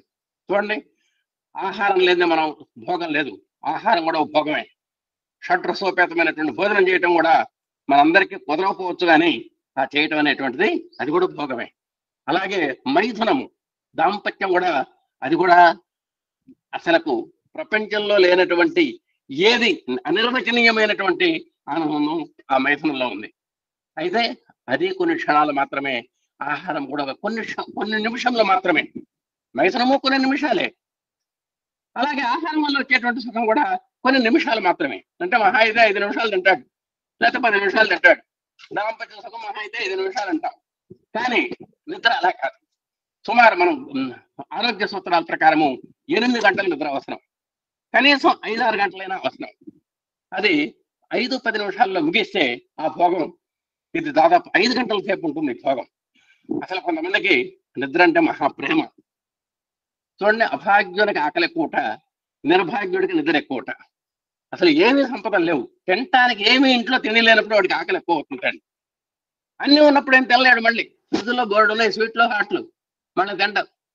ఏమీ లేవు తినటానికి అన్నప్పుడు ఆకలి ఎక్కువ. అంటే అభాగ్యుడికి ఆకలి ఎక్కువ, నిర్భాగ్యుడికి నిద్ర ఎక్కువ. చూసారా, నిద్రాదేవత ఆవహించాను కదా నిర్భాగ్య దామోదర అనేటువంటి పద్యం కూడా ఉన్నది. కాబట్టి అలాంటి నిద్ర చాలా భోగంతో కూడినటువంటిది అని చెప్తున్నారు. దీని ముందు సర్వభోగములను నిరుపయోగమైనవిగా, అల్పమైనవిగా గోచరించను. మీరు ఎన్ని భోగాల పేర్లు లిస్ట్ చెప్పండి, ఎన్నన్నా చెప్పండి, చదవండి లైన్గా. నిద్ర కంటే భోగమైనటువంటి వస్తువు రెండోది లేదు. నిద్రపోకున్న ప్రాణిలో పంచప్రాణములు అనగా ప్రాణ, అపాన, వ్యాన, ఉదాన, సమాన ప్రాణములు పంచాగ్నుల వల్ల వేరుకులు ఉండను. నువ్వు నిద్రపోయినా సరే, పోకపోయినా సరే, పోకున్నాను అంటే నువ్వు నిద్రపోయినా పోకపోయినా సరే పంచ ప్రాణాలు మనకు ఉన్నాయండి. అవి ఏమిటో ఒక్కసారి మీ అవగాహన కోసం ఏమిటి, అసలు ఏం చేస్తాయి మనకు అనేది ఒకసారి చూద్దాం. ఈ ప్రాణము అనేటువంటిది చూసారా, దేహానికి నిరంతర శక్తిని ఇస్తుందండి. ఆహార రూపంలో ఉన్నటువంటి గ్రహించే శక్తిని వాయు రూపంలోకి గ్రహించగలిగినటువంటిది ప్రాణవాయువు అండి. ఇవి ఏవైనా ఏవైనా సరే శరీరపు జీవ రసాయన చర్యకు దోహదపడేటువంటి శక్తుల్ని సమీకరిస్తుందండి. ఇది బయట నుంచి గ్రహిస్తామండి. అలాగే నిరంతరం వివిధ వనరుల నుంచి మరింత అవసరమైనటువంటి శక్తిని స్వీకరిస్తుందండి. ఇది చూసారా, అంటే లారింగ్స్ అండ్ డయాఫ్రమ్ అనేటువంటి మధ్యలో ఉన్నటువంటి ఈ ప్రాణవాయువు విస్తరించి వివిధ వనరుల నుంచి శక్తిని గ్రహిస్తుందండి. ప్రధానంగా మానవుని యొక్క మనుగడకు కావలసినటువంటి శ్వాస, ఉచ్ఛ్వాసలను సక్రమంగా చేసేటువంటి బాధ్యత ప్రాణవాయువుదండి. ఈ విధంగా ప్రాణవాయువు నిజంగా మనల్ని శవం అనాలన్నా మనకు ఆధారభూతమైనటువంటిది ప్రాణవాయువు. అలాగే ఒకసారి సమానం అంటే ఏంటో చూద్దాం. జీవనాధారమైనటువంటి శక్తి గ్రహించినటువంటి పిదప, అంటే మన బ్రతుకు తెరువుకి అవసరమైన ఆహారాన్ని తీసుకున్న తర్వాత దేహావసరాలకు అనుకూలంగా మార్చేటువంటి సమాన వాయువు. మనం అన్నం తింటాం, రకరకాల కూరలు తింటాం, వేపుళ్ళు తింటాం. వీటినన్నిటిని కూడా ఒక సమీకరణ చేసి మన శరీరానికి ఏం అవసరం అనేటువంటిది అది క్రోడీకరిస్తుందండి. ఇది గుండె మరియు నాభి మధ్య స్థిరమైనటువంటి తన ధర్మాన్ని జాగ్రత్తగా నిర్వహిస్తూ ఉంటుంది. ఈ సమాన వాయువు శరీరంలోని ఏ అంగానికి ఎంత శక్తి అవసరమో, ఎంత మోతాదులో శక్తిని ప్రసాదించాలనో ఇది నిర్ణయిస్తుందండి. కాబట్టి ఇట్లాంటి సమాన వాయువు మన అంటే శరీరం సమీకరించినటువంటి ఆహారాన్ని ట్రాన్స్ఫార్మ్ ఏ విధంగా అయితే 60 ఓట్ల బల్బుకి 60 ఓట్లకు తగినట్టుగా, 0 క్యాండిల్కి 0 క్యాండిల్ తగినట్టుగా ఆ ట్రాన్స్ఫార్మ్ విద్యుత్తును ఏ విధంగా అయితే సరఫరా చేస్తుందో, అలాగే ఈ సమాన వాయువు కూడా మనం గ్రహించినటువంటి ఆహారంలో ఉన్నటువంటి శక్తిని ఎంత మేరకు ఏ అవయవానికి అప్పచెప్పాలనో, అంటే కన్ను చూడాలి అంటే దానికి ఏ మాత్రం కెపాసిటీ మనం అందించాలి. ఒక వ్యవసాయం చేసేటువంటి కర్షకుడు చేతులు కాళ్ళు బ్రహ్మాండంగా పనిచేస్తాయండి. అతనికి ఆ శక్తులకు చేతికి కానీ ఆ కాళ్ళకు కానీ ఏ మాత్రం బలం ఇవ్వాలి అనేటువంటి నిర్ధారించగలిగినటువంటి ఒక కమాండింగ్ నేచర్ సమాన వాయువుకు ఉంటుందండి. ఇక వ్యానం అంటే వాహనం అని అర్థం అండి. బయట నుంచి స్వీకరించినటువంటి శక్తిని కానీ దేహంలో వివిధమైనటువంటి అంగాలకి వెళ్ళేటువంటి వాహనంగా వ్యానవాయువు మనకు పనిచేస్తుందండి. వ్యానం అంటే వాహనం అని అర్థం సార్. వ్యానవాయువు చర్మాన్ని కూడా ప్రాణవాయువు నియంత్రిస్తుంది. అంటే ఇది కూడా మరి ప్రాణవాయువు యొక్క అధీనంలోనే పనిచేస్తూ ఉంటుంది. శరీరంలోని ఇతర వాయువులను ప్రత్యేక సమయాల్లో ప్రత్యామ్నాయ వనరులు అందించగలిగేది ఈ వ్యానవాయువు. అంటే ఇది దేహమంతటా కూడా వ్యాపించి ఉంటుందండి. వ్యానము అంటే మొత్తం పైనుంచి కింద దాకా ఒక సూర్యుడు ఉదయించగానే అతని యొక్క కిరణాలు ప్రపంచం మొత్తం నలుమూలలా ఎలా వ్యాపిస్తాయో ఈ వ్యానం చేసేటువంటి డ్యూటీ ఎట్లుంటుందంటే ఇది దేహం అంతటా కూడా ఒకేసారి శక్తియుక్తుల్ని ఒకే క్షణంలో సరఫరా చేయగలిగినటువంటి కెపాసిటీ వ్యానానికి ఉందండి. ఇక అపానం ఉంది. అపానం క్రింద దశకు ప్రయాణం చేస్తుందండి. అపానం అంటే ఇది క్రింద దశకు ప్రయాణం చేయటువంటిది. ఆహార వినియోగ క్రమంలో మిగిలిపోయినటువంటి వ్యర్థ పదార్థాలు అంటే మలము కానీ మూత్రం కానీ ఇవన్నీ కూడా బయటకు పంపిస్తుందండి. అలాగే పెద్ద ప్రేగు మూత్రపిండాలు మలద్వారము జన్నాంగాలకు వారి యొక్క కర్తవ్య నిర్వహణలో సహాయకారిగా ఉంటుందండి. ప్రసవం చేసేటువంటి సమయంలో ఒక డాక్టర్కి హెల్పింగ్ డాక్టర్గా పనిచేస్తుంది అపాన వాయువు. ఆ బిడ్డని ఆ గర్భంలో నుంచి క్షేమంగా బయటపడటానికి తగినటువంటి ఒత్తిడి శక్తిని ఇవ్వగలిగినటువంటి కమాండ్ ఆఫీసర్ అపాన వాయువు అండి. ఆ విధంగా అన్ని దాంట్లో కూడా చేస్తుంది. ఇక ఉదాహరణ, ఈ ఉదాహరణ పదంలో ఉత్ అంటే పైకండి, పైకి వెళ్ళేది అని అర్థం. మన శరీరంలో ఉన్నటువంటి చక్షు, శ్రోత్ర, ఘ్రాణ అంటే కళ్ళు కానీ చెవులు కానీ ముక్కులు కానీ ఇలాంటి ఉదాహరణ వాయువు నియంత్రిస్తుందండి. అంటే ఎలా పనిచేయాలనో వాటి మీద కమాండ్ ఉంటుంది. కాళ్ళు చేతులు మరియు దానికి సంబంధించినటువంటి కండరాలు ఎలా కదలాలి, ఏం యాక్షన్ తీసుకోవాలి వాటి మీద ఒక కమాండింగ్ నేచర్ కలిగి ఉంటుంది ఉదాహరణ వాయువు అండి. మరి అలాగే వెన్నెముక నిటారుగా ఉండటంలో కూడా ఇది చాలా జాగ్రత్తలు తీసుకుంటుందండి. ఈ విధంగా మెదడు మరియు శిరస్సులో స్థిరమై ఉంటుందండి. ఈ విధంగా స్థూలంగా ఆలోచిస్తే ప్రాణవాయువు హృదయంలోను, అపాన వాయువు గుదంలోను, సమాన వాయువు నాభిలోను, ఉదాన వాయువు కంఠంలోను, వ్యాన వాయువు శరీరం అంతటా కూడా మనకు వ్యాపించి ఉంటాయి. ఈ విధంగా మనకు వాయువుల గురించి అవగాహన వచ్చిన తర్వాత ఇప్పుడు మనం పాఠంలోకి వెళ్దామండి. ఈ విధంగా నిద్రపోతున్నా సరే పోకపోయినా సరే పంచ ప్రాణాలనుగా ప్రాణ అపాన వ్యాన ఉదాన సమాన ప్రాణాలు పంచాగ్నుల వల్ల మేలుకొని ఉంటాయి. మనం నిద్రపోయినా కూడా అవి నిద్రపోవు. మంచి ఒక మిలిటరీ దళం లాగా దేశం అంతా కూడా నిద్రపోతూ ఉంటుంది, మిలిటరీ మేలుకొని ఉంటుంది. అలాగే ఇవి కూడా ఈ పంచ ప్రాణాలు కూడా ఆ విధంగా నువ్వు నిద్రిస్తున్నా సరే వాటి యొక్క వ్యాపారాల్లో ఏమాత్రము తప్పకుండా నిమగ్నమై ఉంటాయి. అలాగే వీటి తోడు ఇంకేందంటే ఇక్కడ చూడండి, ప్రాణవాయువు ఆవహ అగ్ని వలె ప్రసరిస్తూ ఉంటుంది. ఇంకా నిజంగా ప్రతి గృహస్థుగా 3 ఉన్నాయండి అగ్నులు. దక్షిణాగ్ని, ఆహ్వనీయము, గార్హపత్యం అని ఉన్నాయండి. ఊరికి వాటితో పోల్చాడు ఇక్కడ, పెద్ద విశేషం లేదు ఇక్కడ. ఆ ప్రాణవాయువు ఆహవ అగ్ని వలె ప్రసరిస్తూ ఉంటుంది. వ్యానవాయువు దక్షిణాగ్ని వలె వెలుగుతూ ఉంటుంది. అంటే వీటి యొక్క ధర్మాలు ఏంటంటే ఆవహ అగ్ని ఎప్పుడు కూడా ప్రసారము, వ్యానవాయువు ప్రభాసము అంటే కాంతిలాగా వెలగటం వాటి యొక్క ధర్మాలండి. ఉదాన వాయువు యజమాని అయినటువంటి మనస్సును కర్మఫలమును అనుసరించి బ్రహ్మలోకమునకు తీసుకొని పోయి అనగా తాదాత్మ్య భావంలోకి తీసుకొని పోయి బ్రహ్మానందం మన ఏమియో చూపును. ఈ విధంగా నిద్రపోతున్నటువంటి సమయంలో మనలో ఉన్నటువంటి ఆ జీవాత్మ పరమాత్మలో లయమై అన్నిటికంటే పరమోత్కృష్టమైనటువంటి ఆ పరమానందం యొక్క అనుభూతిని పొందేలాగా చేస్తుందండి. అందుకని మనకు నిజంగా ఏమీ తెలియదండి. ఆ నిద్రపోతున్నటువంటి సమయంలో మనకు ఎంత సుఖంగా ఉంటుందంటే అంత సుఖంగా ఉంటుంది. అనగా నిద్రలో హాయిని, విశ్రాంతిని, ఆనందమును, సుఖమును అనుభవించేది జీవుడే. నిజంగా నిద్రపోతున్నామని పేరే తప్ప నిజంగా సుఖానుభూతిని పొందేటువంటి వాడు ఎవడంటే జీవుడు. ఎంత హాయో చెప్పలేము, ప్రతి అవయవానికి కూడా ఎంత విశ్రాంతో చెప్పలేము, ఆ మనస్సుకి ఎంత ఆనందమో చెప్పలేము, ఆ బుద్ధికి వగేరాలకి ఎంత సుఖంగా చెప్పలేము. ఇదంతా కూడా అనుభవించే జీవుడే. దేహం అనే దేవాలయానికి అతనే జీవుడు, దేవుడండి. దేహో దేవాలయ ప్రోక్త జీవో దేవ సనాతన అని మన శాస్త్రాలు చెప్పినా ఇందాక కూడా మన టీచర్ గారు చదివినట్టు గుర్తొస్తుంది. ఆ దేహం అనేటువంటి దేవాలయానికి ఎవరయ్యా దేవుడు అంటే జీవుడే.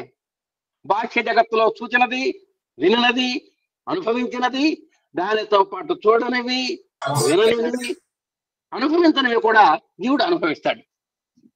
నిజంగా మనం బాహ్య జగత్తులో ఎన్నో చూస్తాం, వింటాం, అనుభవిస్తాం. వాటినన్నిటిని కూడా కల్లో పొందుతాడండి. అంతేకాదు రాబో జన్మల యొక్క అనుభవాలు కూడా అతను ఊహించుకుంటాడండి.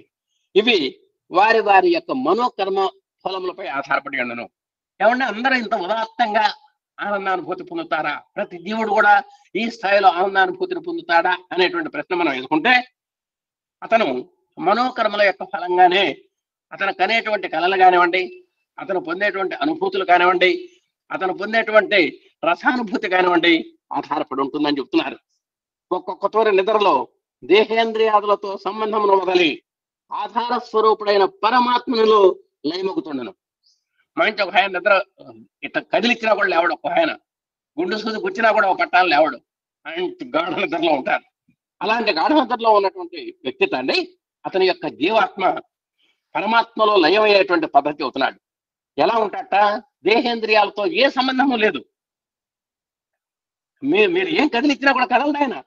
ఈ దేహేంద్రియ సంబంధాన్ని వదిలిపెట్టి అతను పరమాత్మ యొక్క రతిలో నిమగ్నం అవుతాడు అని చెప్తున్నారు. అందువల్లనే జీవుడు హాయిని అనుభవించును. ఎంతో హాయిగా మనకు అనుభవిస్తుంటాడండి ఆయన. ఆ హాయియే పరమాత్మ యొక్క స్వరూపము. ఏమిటా హాయి? అంటే హాయి అనే పదం వాడారు కానీ ఇక్కడ మనం ఆనందము అనేటువంటి పదం చెప్పుకుంటే బాగుంటుంది. ఆ విధంగా ఆ బ్రహ్మలో లయమవటం వల్ల పొందేటువంటి బ్రహ్మానందం ఉంది చూశారు, ఎంతో చక్కగా అది నిజంగా పరమాత్మ యొక్క స్వరూపం అని చెప్పారు. కళలు కూడా రాని నగరంలో జీవుడు ఉదానములోని తేజస్సును పురస్కరించుకొని ఆనందములోనికి ప్రవేశించను. నిజంగా మరి స్వప్న రహితమైనటువంటి సుషుప్తి అని చెప్పుకున్నాం ఇందాక మనం. ఏమాత్రము కళలు కూడా లేనటువంటి రాత్రి ఆ నిద్రలో ఆ జీవుడు ఇందాక చెప్పినట్టుగా మనం ఉదాన వాయువు అని చెప్పుకున్నాం మనం. అంటే పైకి ప్రేరేపించేటువంటి ఉత్తేజకరమైనటువంటి వాయువు అది. ఆ తేజస్సు చేత అతను స్పందన పొంది ఆనంద లోకంలోకి ప్రవేశిస్తాటండి. అంటే సాక్షాత్తు ఇతనిలో ఉన్నటువంటి జీవాత్మ పరమాత్మ లయమవుతుంది, పరమాత్మతో ఐక్యం అందుతుంది. ఆ పరమాత్మ పొందేటువంటి ఆ పరమాత్మను పొందటం వల్ల ఆనంద బ్రహ్మ అనేటువంటి స్థాయికి వెళ్ళగలుగుతాడు, వెళ్ళి అలాంటి రసానుభూతిని పొందగలుగుతాడు అనేది చెబుతోంది.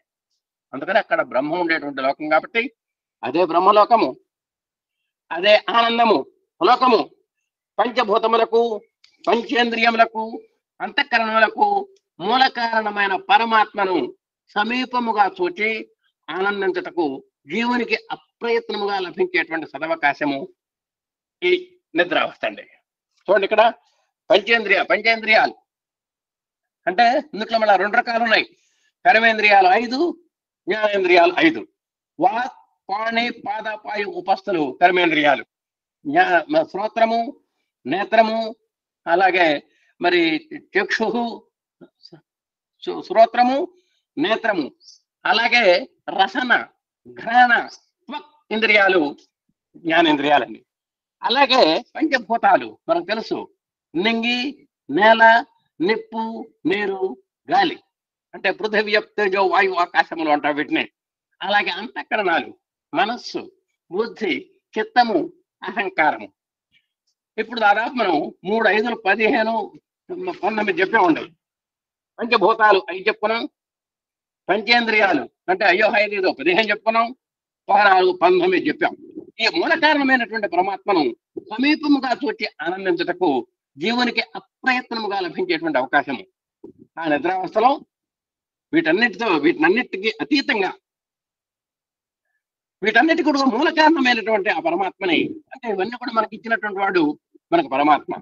అలాంటి పరమాత్మను సాక్షాత్తుగా కళ్ళతో చూసినట్టుగా చూడటానికి తగినటువంటి అవకాశం ఆ సుషుప్తి అవస్థలో ఉంటుందిటండి. ఇది ఎట్లా? అప్రయత్నంగా, ఏం ప్రయత్నం అక్కర్లేదు దీనికి. అలాగే స్వప్నలోకము అనుభూతి క్షణికము గాని ఆత్మజ్ఞానికి ఇది చిరస్థాయిగా ఉండను. చూడండి, ఇక స్వప్నలోకం మనకు 3 అవస్థల్లో జాగ్రత్త, స్వప్న, సుషుప్తి. ఇప్పటిదాకా మనం సుషుప్తిని గురించి మాట్లాడుకున్నాము. ఇక స్వప్నలోకం ఉంది. ఆ స్వప్నలోకము అనుభూతి క్షణికము.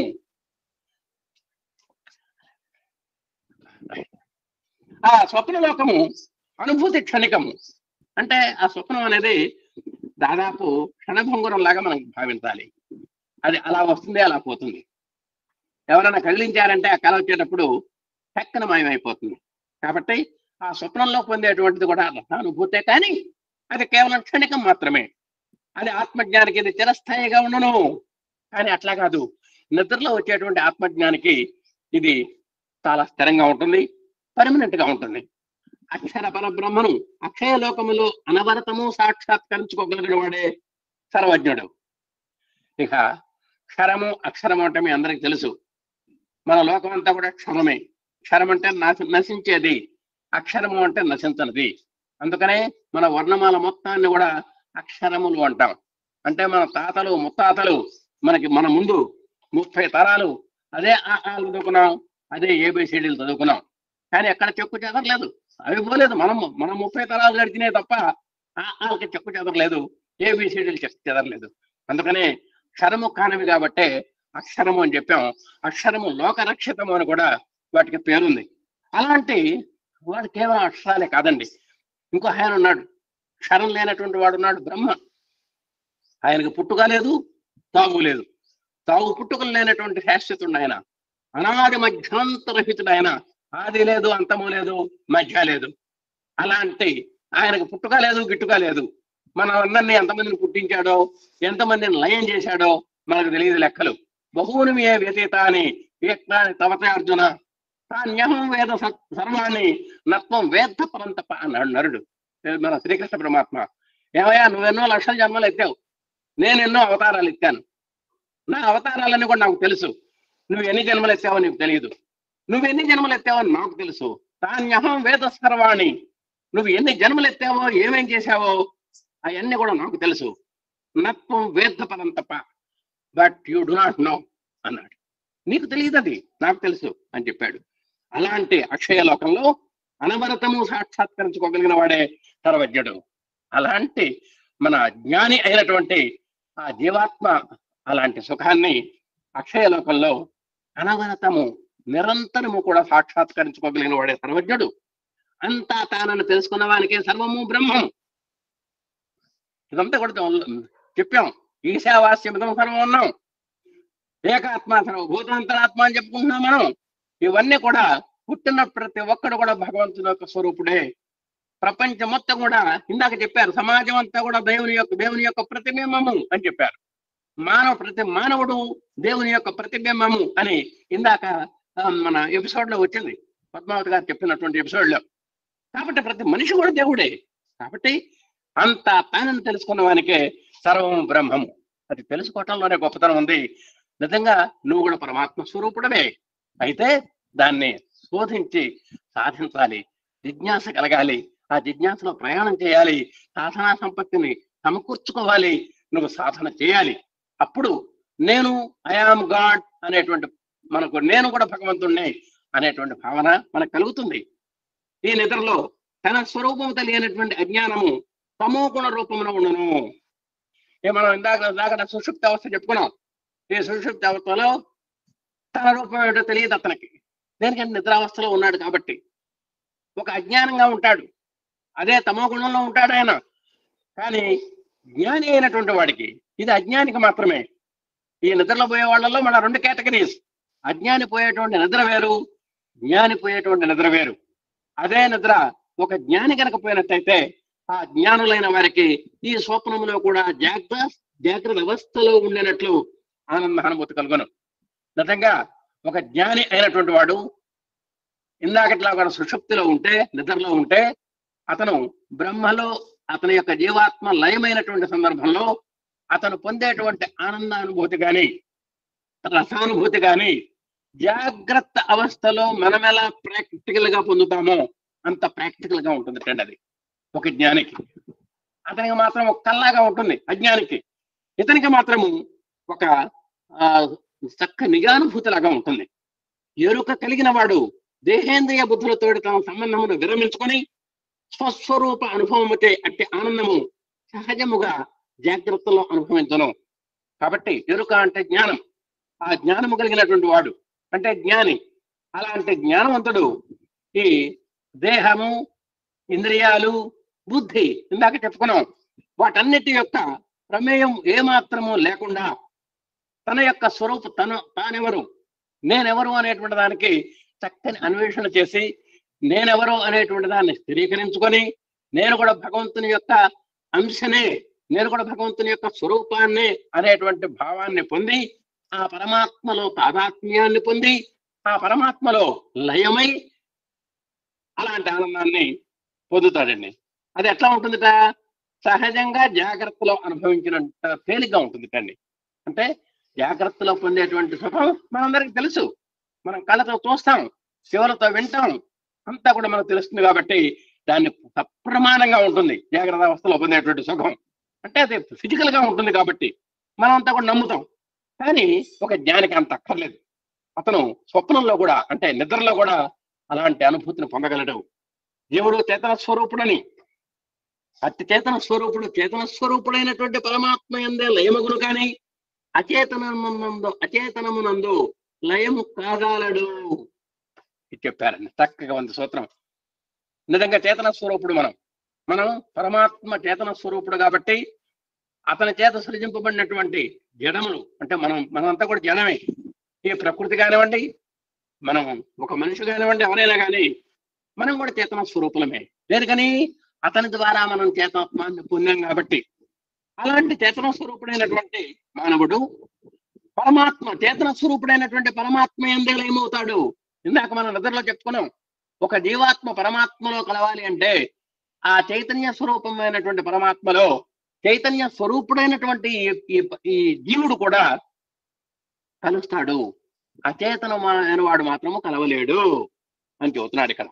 చూడండి, జీవుడు చేతన స్వరూపుడని, అట్టి చేతన స్వరూపుడైనటువంటి పరమాత్మ యందే లయమగును కానీ అచేతనమునందు లయము కాదాలడు. అంటే ఒక జీవాత్మ పరమాత్మలో లయం కావాల్సిందే కానీ ఒక జీవాత్మ ఇంకో అచేతనమైనటువంటి పదార్థంలో లయం కాలేడు అనేటువంటిది స్పష్టంగా చెబుతున్నాడు. కాబట్టి చైతన్యంలో లయం కావాలి, జీవాత్మ పరమాత్మలోనే లయం కావడానికి అర్హత ఉన్నది అని చెబుతున్నారు. కనుక సత్ పదార్థము పరమాత్మకే అన్వయము కానీ ప్రకృతి కాదని ఈ సూత్రం హెచ్చరించుతున్నది. కాబట్టి పరమాత్మ సత్, అందుకనే ఆయన్ని సద్వస్తువు అంటాం. మనమంతా కూడా అసద్వస్తువు అంటాం. మనం సద్వస్తువులం కాదు. ఎవరైతే త్రికాలాల్లో ఏమాత్రము మరి ఉంటారో, త్రికాలంలో ఎక్కడ చెక్కు చెదరనటువంటి ఒక ఉంటుందో ఒక చేతనత్వము, అది మాత్రమే సత్. ఆ సత్ వస్తువు పరమాత్మే కాబట్టి ఆ సత్శబ్దం పరమాత్మకే అన్వయము కానీ ప్రకృతికి కాదు. ఈ ప్రకృతిని ఎప్పుడు కూడా మనం సత్ అంటానికి అవకాశం లేదు. ఆయనకున్నటువంటి చేతనత్వం లేదు దీనికి. ఇది అచేతనం కాబట్టి ఇది అసత్ అవుతుంది కానీ సత్ అవ్వదు. కాబట్టి సత్ శబ్దం పరమాత్మకే అన్వయము కానీ ప్రకృతికి కాదని సూత్రము హెచ్చరించుతున్నది. కాబట్టి ఈ ఎపిసోడ్ లో ఒక జీవాత్మ పరమాత్మల యొక్క సామ్యాన్ని చెప్పాడు. ఎలా జీవాత్మ పరమాత్మలో లయమవుతుందని చెప్పాడు. దానికి ఏ అవస్థ ఆకరము అని చెప్పాడు. నిద్రావస్థ చాలా ఆకరమని చెప్పాడు. మరి నిద్ర అనేటువంటిది ప్రతి ఒక్కరికి కూడా అవసరము అని కూడా చెప్పాడు. నిద్ర కంటే సుఖమైనటువంటి భోగము ప్రపంచంలో ఏదీ లేదని చెప్పాడు. ఎంత బ్రహ్మాండమైనటువంటి షడ్రసోపేతమైనటువంటి భోజనం చేసినా కూడా అది నిజమైన భోగము కాదు. భోగం కావచ్చేమో కానీ నిజమైన భోగం కాదన్నాడు. ఒకవేళ మైథునము కూడా నిజమైనటువంటి భోగం అయితే కావచ్చు కానీ నిజమైనటువంటి భోగం కాదన్నాడు. నిజమైనటువంటి భోగం ఏమిటయ్యా అంటే పరమాత్మలో లయానికి అర్హత కలిగినటువంటి ఒక నిద్ర మాత్రమే నిజమైనటువంటి భోగము అని నిర్ధారిస్తూ మరి ఈరోజు స్వాప్యయ అనేటువంటి సూత్రవాహిని మనం భగవంతుడు ఇచ్చినటువంటి మేరకు, స్వామి ఇచ్చినటువంటి భావనల మేరకు మీ ముందు కొంతవరకు ఉంచడానికి ప్రయత్నం చేశాను.